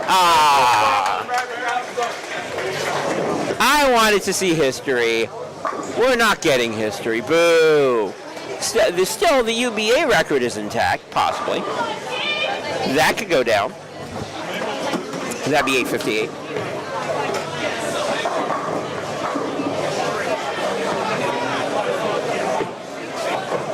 Garden Foundation up by 96. We're going to keep it here for a little bit longer just to see whether or not they can surpass the 858. If they can, they can. If they can't, well, we still have, well, they're in the 3rd frame. They're now moving a little bit quicker, but they're in the 3rd frame.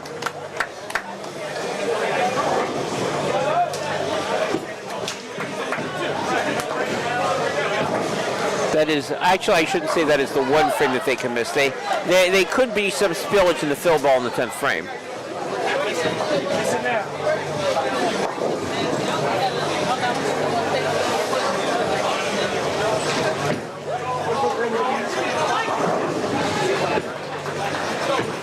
Paul Stolp looking for 7 for him. He's got it. All right, let's continue to watch. 879 would still be a UBA record.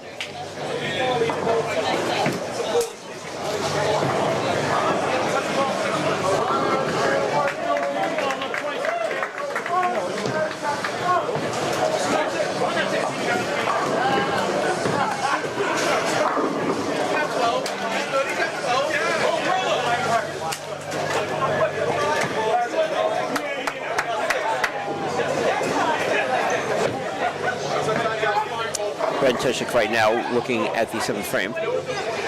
Meanwhile, they're having all fun. They're having all fun, smiles, chatting,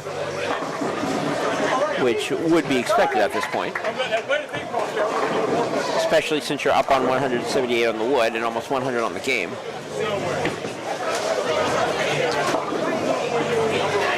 Tushik coming up right now. He's looking for 7. And not only does he not get it, okay, UBA record's over. They're not going past 858. Boo. All right, fun time's over. Let's go with the 3rd handicap pair, 11 and 12. I need to give him some shine. He was shooting at that Maryland score. Oh, I was about to say that record's 858. He was shooting at the Maryland score for trio. UBA trios. The record's 858. 300, 279, 279. We put up a good number a few years ago, but it wasn't. Oh, sure did. Got to remember, Brian Spencer, 889 series. Could he do that again? We put up a good number when Grace Marsh, Rusty, and Mike Mullen. Yes. Against the Drillers. I think they went like 830. They were like 830, yeah. So Lucky was here. Let's get Lucky on the mic a little bit so he can chat so it doesn't sound one-sided. So hold on 1 second. Let me unmute. Okay. What's up? Oh, nothing much. We were chatting before. Chat about the old Race Marsh combo. Race Marsh, somebody that you didn't see last year, but you may see this year if Outreach continues to win, and so does Garden Foundation. Yeah. They do the usual. Solid team. We still trying to figure our way, but we're doing okay. Yeah, you're only up on the wood by 178. If we can consistently get availability from our guys, we got a lot of older guys now, so we just got to work out the kinks. But we should be fine, hopefully. Well, right now you're beating up on a team that's been a perennial over in Battle Bowl, so I think you're working out the kinks fairly well at this moment. Well, the thing of it is we managed to, I don't know how, it's like year after year, we end up playing them either the first round or the second round every year. So it's always a tough match against Secret Society because they always got a lot of tough bowls. Secret Society is always a tough out. Tough out. Last year your season ended to Nation of Domination. Yes. At that point. So there's a chance you may be seeing them again. They did win earlier on today. Yeah, well, same thing. When you're dealing with availability issues, that plays a lot. And you know, they were there. They had their bowlers there. We missed a lot of key people that we needed in that match. So, you know, who knows? It's any given Sunday. So let me ask you this right now. Obviously, you have a multitude of performers. This one's sort of kind of over. Who would be your MVP this match? This match? This match. All of them, actually. All of them. Oh, don't give me Because- the Miss America No, the answer. reason why I say all of them is because early it didn't look so hot early, but they stayed with it. They all stayed consistent. They all stayed in the game. You didn't see not one person bowing their heads. You didn't see one person getting out of it after a bad shot. Everybody stuck with it and dug deep. So everybody. Well, I wouldn't see anybody from Garden Foundation at this level duck their heads anyway, regardless, because you guys are Garden Foundation. You guys know that you can come back from anything. We've seen that happen. We're not the same. We're not what we used to be. That is very much true. This is definitely different lineup. So yes, it happens. But not with you guys, and not now. I walked over to a pair and I seems like said, you're "Ain't no second- fun." When the rabbit got the second gun, and this young lady told me what? All I I could do is walk away. Language, lady, language. We got to bleep that out, but Yeah. you get the message. It's live stream right now. That's all right. That's all right. FCC not gonna shut us down. We hope not yet. Right now, the rabbit not only has a gun, they've got a bazooka. But it's always against this team and against a number of teams. Always fun when you're bowling against the level of competition that you're bowling against. So can't be mad at win or lose. No, absolutely not. It almost seems like the better the competition that you face, the better that you guys show up. Sometimes. Sometimes. Again, sometimes the ball bounces your way. Sometimes it doesn't. Right. We've been on both sides of that coin. That's true. Right now, the ball is definitely rolling your way. Well, we just gotta, keep it up, finish the games. Can't get lackadaisical and think that because we have a little lead now, the team is tough. Again, I told you before, a lot of these games are played in the big boy frames, 8, 9, 10. Yep. So if you got a slight lead going into the frames, it boils down to who wants it the most and who's more experienced. Very true. And you've got, now, here's something else that I want to point out, even though I am going to finish my thought, which is you have a lot of big boy bowlers that know what to do in the big boy frames. Yes. And we saw that earlier on the day with Exit Wounds, and I say that because to your left, we've got Darius Mays over from Exit Wounds. We've got Dijon Smith over from Murder Inc. Everybody seems to be scouting everybody else out. New Jersey Northwest still very much in effect. Assuming that you guys do what you do, North New Jersey will have at least 3 teams going into tomorrow.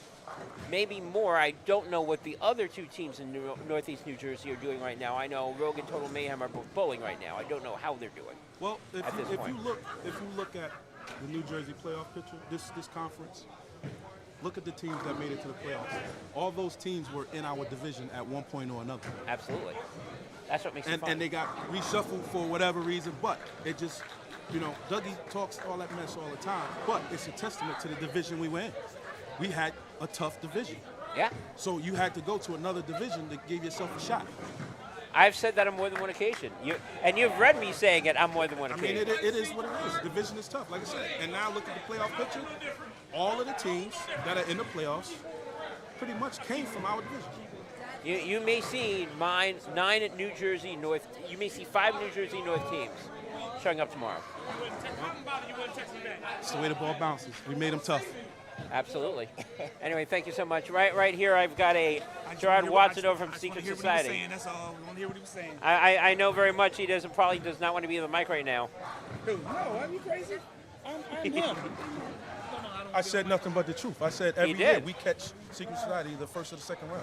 It is what it is. I mean, they got to get us out of here some kind of way. Well, Secret Society has been a powerhouse for many, many years. This year, no exception. Absolutely. Secret Society was getting in there. Since we started. Absolutely. The only... I'm going to relinquish this mic, and I'm going to keep watching this game and see what we can come up with. Absolutely. Lucky, thank you so much. It's over. Yeah, Gerard Watson not very happy with the results right now for obvious reasons. That being said, I will say this. Of all the round 1 matches that I've seen that I went, this should have been going a lot further. I wanted to see this a lot further on down the road. Not round 1. I wanted to see this in round 3, maybe even at Battle Bowl. Yeah, same here, but I'd rather get the mix in early. Yep. Than not. No, I DGF understand. look like the old DGF today. Oh, they sure do. They like the old DGF today. They look like, I'll say this, DGF looked very dangerous today. Exit Wounds looked real dangerous earlier on today. Exit Wounds, I heard they barely won. I don't know how dangerous they look when they bowl against a team that's mid. That, you can't say that they look dangerous. This is dangerous right here. Oh, this is not only dangerous, it's deadly. Their scratch pair game 3. All 3 of them had the front 6. You know how dangerous that is? That's dangerous. Yes. So yeah, that didn't. And then when you have someone that had the front 6, all 3 bullets have the front 6 on the pair. You know what that does to the other pairs? That gives them a free swing. You know they can afford to throw a 4-9. They can afford to let 7-10 because they know they got some grace. They got grace. You can afford to make those adjustments. Absolutely. Absolutely. So and then if the adjustments line up, then all of a sudden now you got 2 other bowlers on other pairs that've got front 4, front 5. All because of the scratch pair. Absolutely. And that's what He went up there already. That was going to tell him to shoot it. That's how. It's in a 9-pin spot. Shoot it then. Shoot it. Okay. Nah, you shoot it. That's what you do. You normally, when your pairs give you the free will to say, you know what, I can free swing this. I can make this ball. I can make this adjustment. I can move my feet. You can do that when you see your scratch pair got 3 bowlers. They shoot in 900 through 6 frames. They're shooting 900. Even Machiavelli, who stinks, he got the front 6. And you know, Well, you got Bebop's got the front 5 right now also. what you didn't know, that DGF was here at 11 o'clock and 6 of their bowlers was out here practicing all the way down the far end down there because they didn't know nothing about this house, or no, really they stink, but they was down here calling themselves practicing who was going to be in the lineup, and they picked the right 6 because they already had 3 guaranteed in the lineup, so they picked the right 6. That's what good teams do. Absolutely. Absolutely. If you want to go win, you put in the work. Putting in the work means showing up beforehand, figuring out who's doing what, figuring out what the line is, doing the work. Doing the work. That's what they're doing. Bebop has the front 5. Mac has the front 6.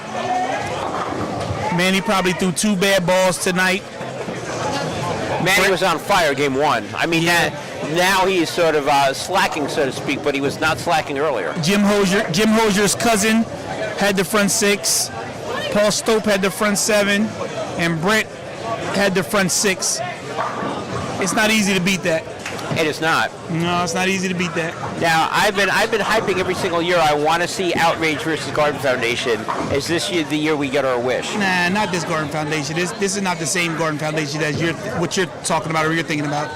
The Garden Foundation you're thinking about is, you know, Mullins, Marsh, all of them, whatever. This is different. Joey. This is different. Yeah, Joey. This is a different Garden Foundation. But I know what you mean. And if you wanted to see it on paper, it would feel like that match. But this isn't that. I don't know. To be quite honest, I'm going to slightly disagree with you. You have one generation of a Garden Foundation versus one generation of Outrage. What makes me want to like that match isn't necessarily the Garden Foundation of that generation.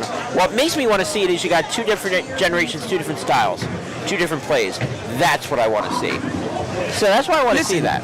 I would always want to see it. Don't get it wrong. I would want to see it because it's something that it's nostalgic. It would be great for the UBA to see something like that.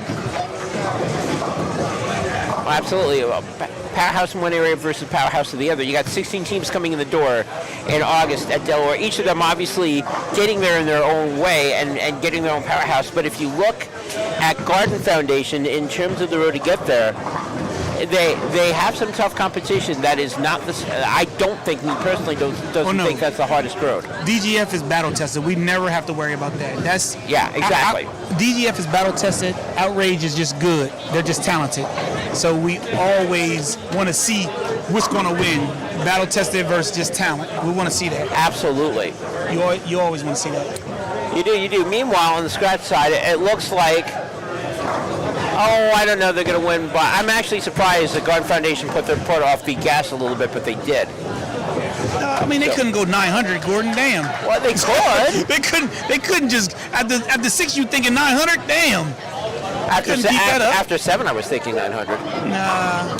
Hosier's cousin left a 7-pin. That's true. Yeah. 7 frame. Yeah. Yeah. Right. And Brent split. Well, Brent went 7-10. Yeah, that ended the shot at 858. And look, when you know how good you are when you can have Rusty bowl on the handicap pair. Rusty Thompson, probably the best bowler in this building, and he's on a handicap pair. You know how good you have to be to do that? That is some outrage type of shit. That's why I want to see him. You're not wrong for that. That's why, you want to see your best 9-on-9, like as a team, not just the best, because we've seen, hey, let's bring in 230 average bullets, 240 average bullets, and we're going to walk away. That's not how this works. It is your best team that comes in. Well, realistically, when you have something like that, you have to hope that those best 9 actually carry, actually hit the pocket, actually make the adjustment. You do. Sometimes they do, sometimes they don't. Right now for Garden Foundation, they do. And and that is including the fact that, you ripped shot a 300 game 1, by the way. Yes.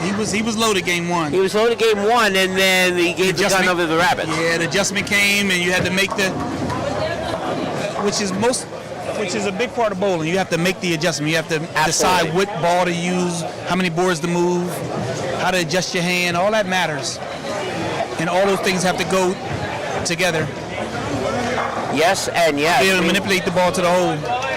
Yeah, I'm looking over here. I still think that both Mac and Bebop have not made a mistake yet this game. The problem is Machiavelli. This guy has 7 in a row. I don't understand. 8 in a row right now. Nah, it's 7. Don't give him too much. You're right. Don't give him too much. He has 7 in a row. He's got 7. You're right. I'm sorry. Did he throw he's trying to get a field ball or something? That you want to give him 8 in a row?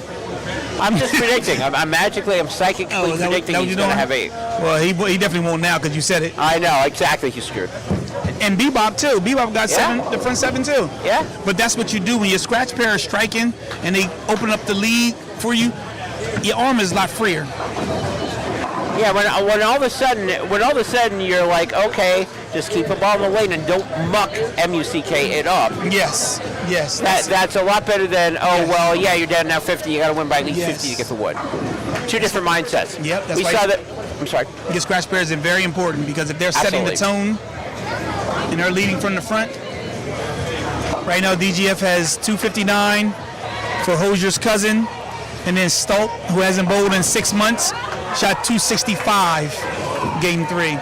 Who would have known that someone who hasn't bowled in 6 months would come out here and shoot 265? And he looked good. He looked like the old Stolp from 5-6 years ago. By the way, non-disclaimer, we don't know whether that Mitch Sachs is really related to Jim Hosier. Oh, no. We don't. But for me speaking, he is. Yes. Because we thought we was going to see Hosier today. So Hosier cloner. So meanwhile, going over here now we are on leads 11 and 12 because the fun is still not over yet, especially if you are either a Machiavelli fan or a Bebop Lopez fan, or if you're a hater, or either or. I know that there are fans out there for Garden Foundation, and there are fans for everything else, and for everybody else in Garden Foundation.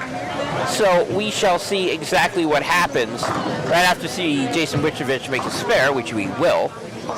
I gotta check to see if Paul got 9 games in. He might have 9 games or something. Find a loophole in the rules. I was gonna say that may be the only way you stop them. Yeah, I gotta find a loophole in the rules. Okay, well, I wish you good luck trying to figure that out. So on that, meanwhile, we shall see if either bowler here's gets the front 8. Rusty out there with average management. I doubt you're going to see average management. That's what Rusty just did.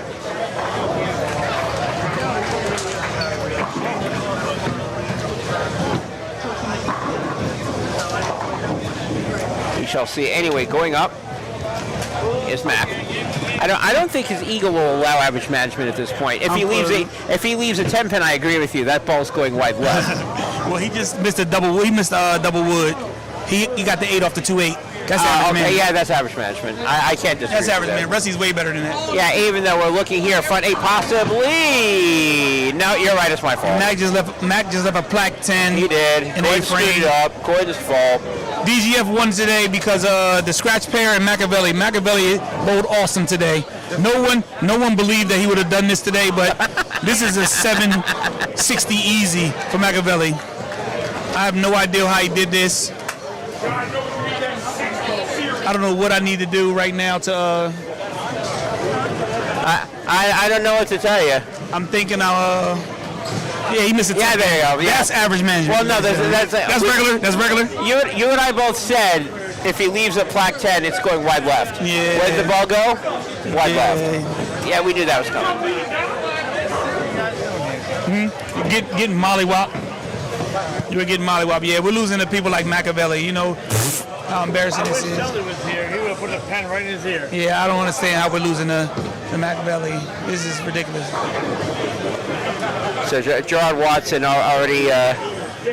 Just make sure that someone has your key so you don't accidentally run yourself over with your own car at this point. Nah, I live a good life. I wouldn't do that. Or run Machiavelli over with your own car. I'll run Machiavelli over, yeah. Brian's got 27 boards today. Oh yeah, Brian having 27 boards. Right now I got Bebop with front 7 going to the 8th frame.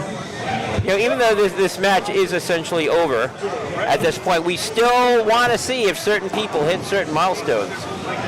So we're going to hang out as Gerard is still complaining in the background. All right, Bebop looking for 8 in a row. Got it. All right, we're still going to stick around here because there is some excitement to be had. Can Bebop get 12 in a row? It's all window, right? So we're going to find out. No, but I'm just saying. Yeah, well, he tried. He tried. He was like, okay. He all right now. So meanwhile, while everybody's chatting and walking around and seeing what each person's doing with whom, I'm going to take one moment here. I'm going to put myself on mute. I want to see what the other matches are because I did promise last time and I failed on my promise. I am going to hold up to my promise to see how everybody else is doing. So I'm going to mute this. Give me a moment. I'll be back.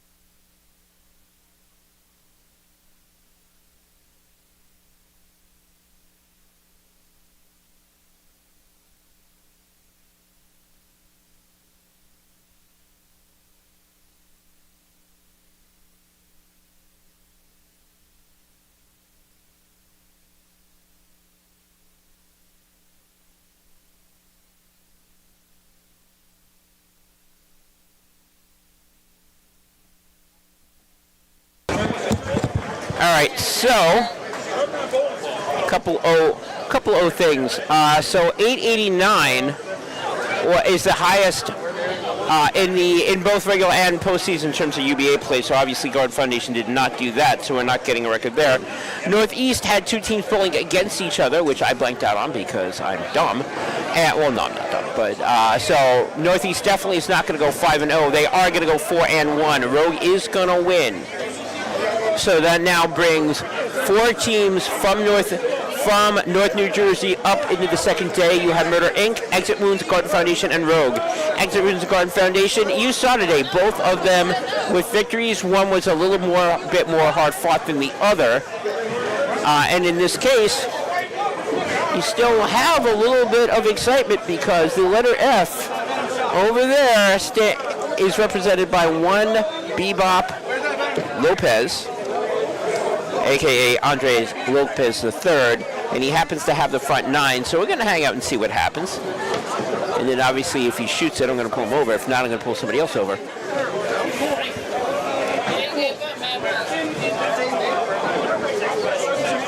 So we're going to keep that over. We're going to keep that over there and see what happens. The scoring, the unofficial score, I believe, and we'll figure this one out momentarily.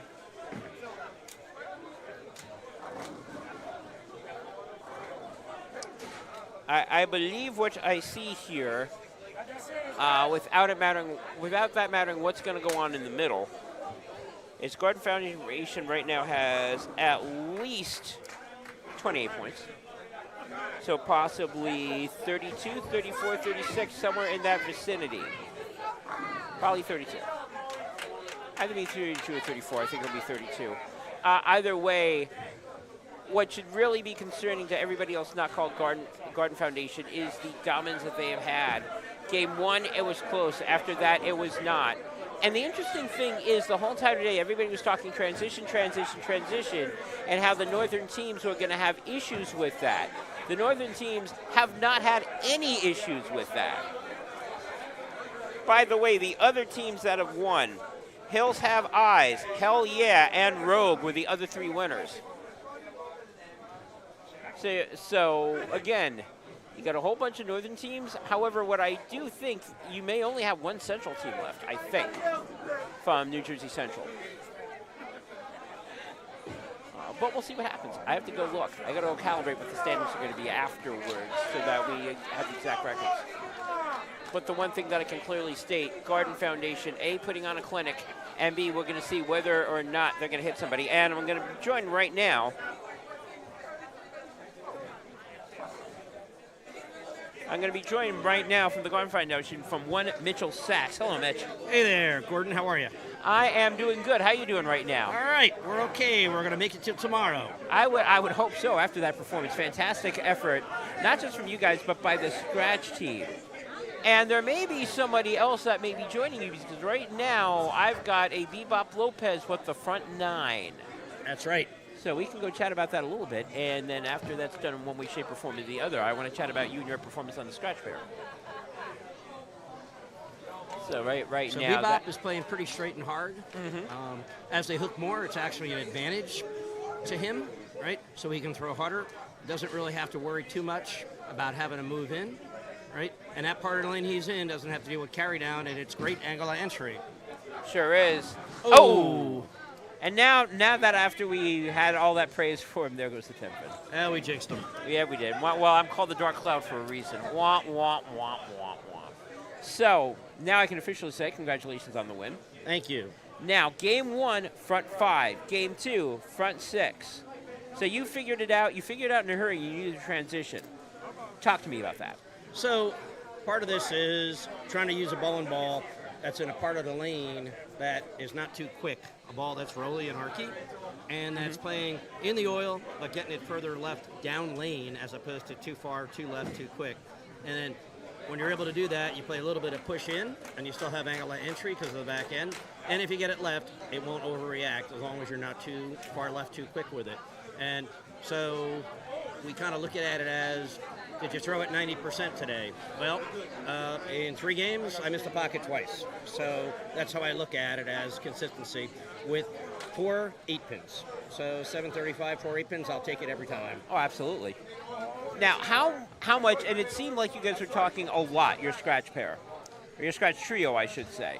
Yeah, so Brent and I bowl a lot together on things, and so we can talk and have conversations about what he needed to do, because there's obviously more play on it. It was just David and I, so there's 4 other people. They're going to break them down. So the idea is how to get deeper and steeper, still get the ball down the lane where the oil is deeper into, the lane around 17, 18, 19. At the end, he was probably looking 19 or 20. But then you can't keep the ball in because then it doesn't carry. So the idea is, how do you keep it in around 19 or 20 and then get it right to about probably 11 down lane, and then you still have great angle of entry. If you're too far in, then you run into a problem where you're behind the head pin. So the whole idea is, how do you catch angle of entry, a little bit of push, and a little bit of recovery without it being too violent. Now, you guys were already up by around, I figured it was around 178. I didn't have the official. That's not the official. On wood, going into game 3, and then all of a sudden, game 3, all of you come out on fire. El Fuego. Yeah, there had to be some conversation between the three of you once that was going on. I think it was just a matter of, we talked about it at the end of last game, we were going to go deeper, and we're going to try and keep the ball in play and stay away from the hook as they were breaking down and people started to, go through the beak into the end of the second game. So that's what we tried to do, is keep the ball in, okay, and stay away from it. So, in other words, trying to stay ahead of the breakdown. That was the idea. For me, I moved a little deeper. I probably got a little too steep and too deep, so I left 2 sevens, on the right lane, which was the tighter one for me. For Stope on the one shot, he just happened to get it right too quick too early and went through the beak and then punched the game out. And the same thing with Brent as well too. So, definitely I think a little more difficult in terms of moving and transition on the right than the left.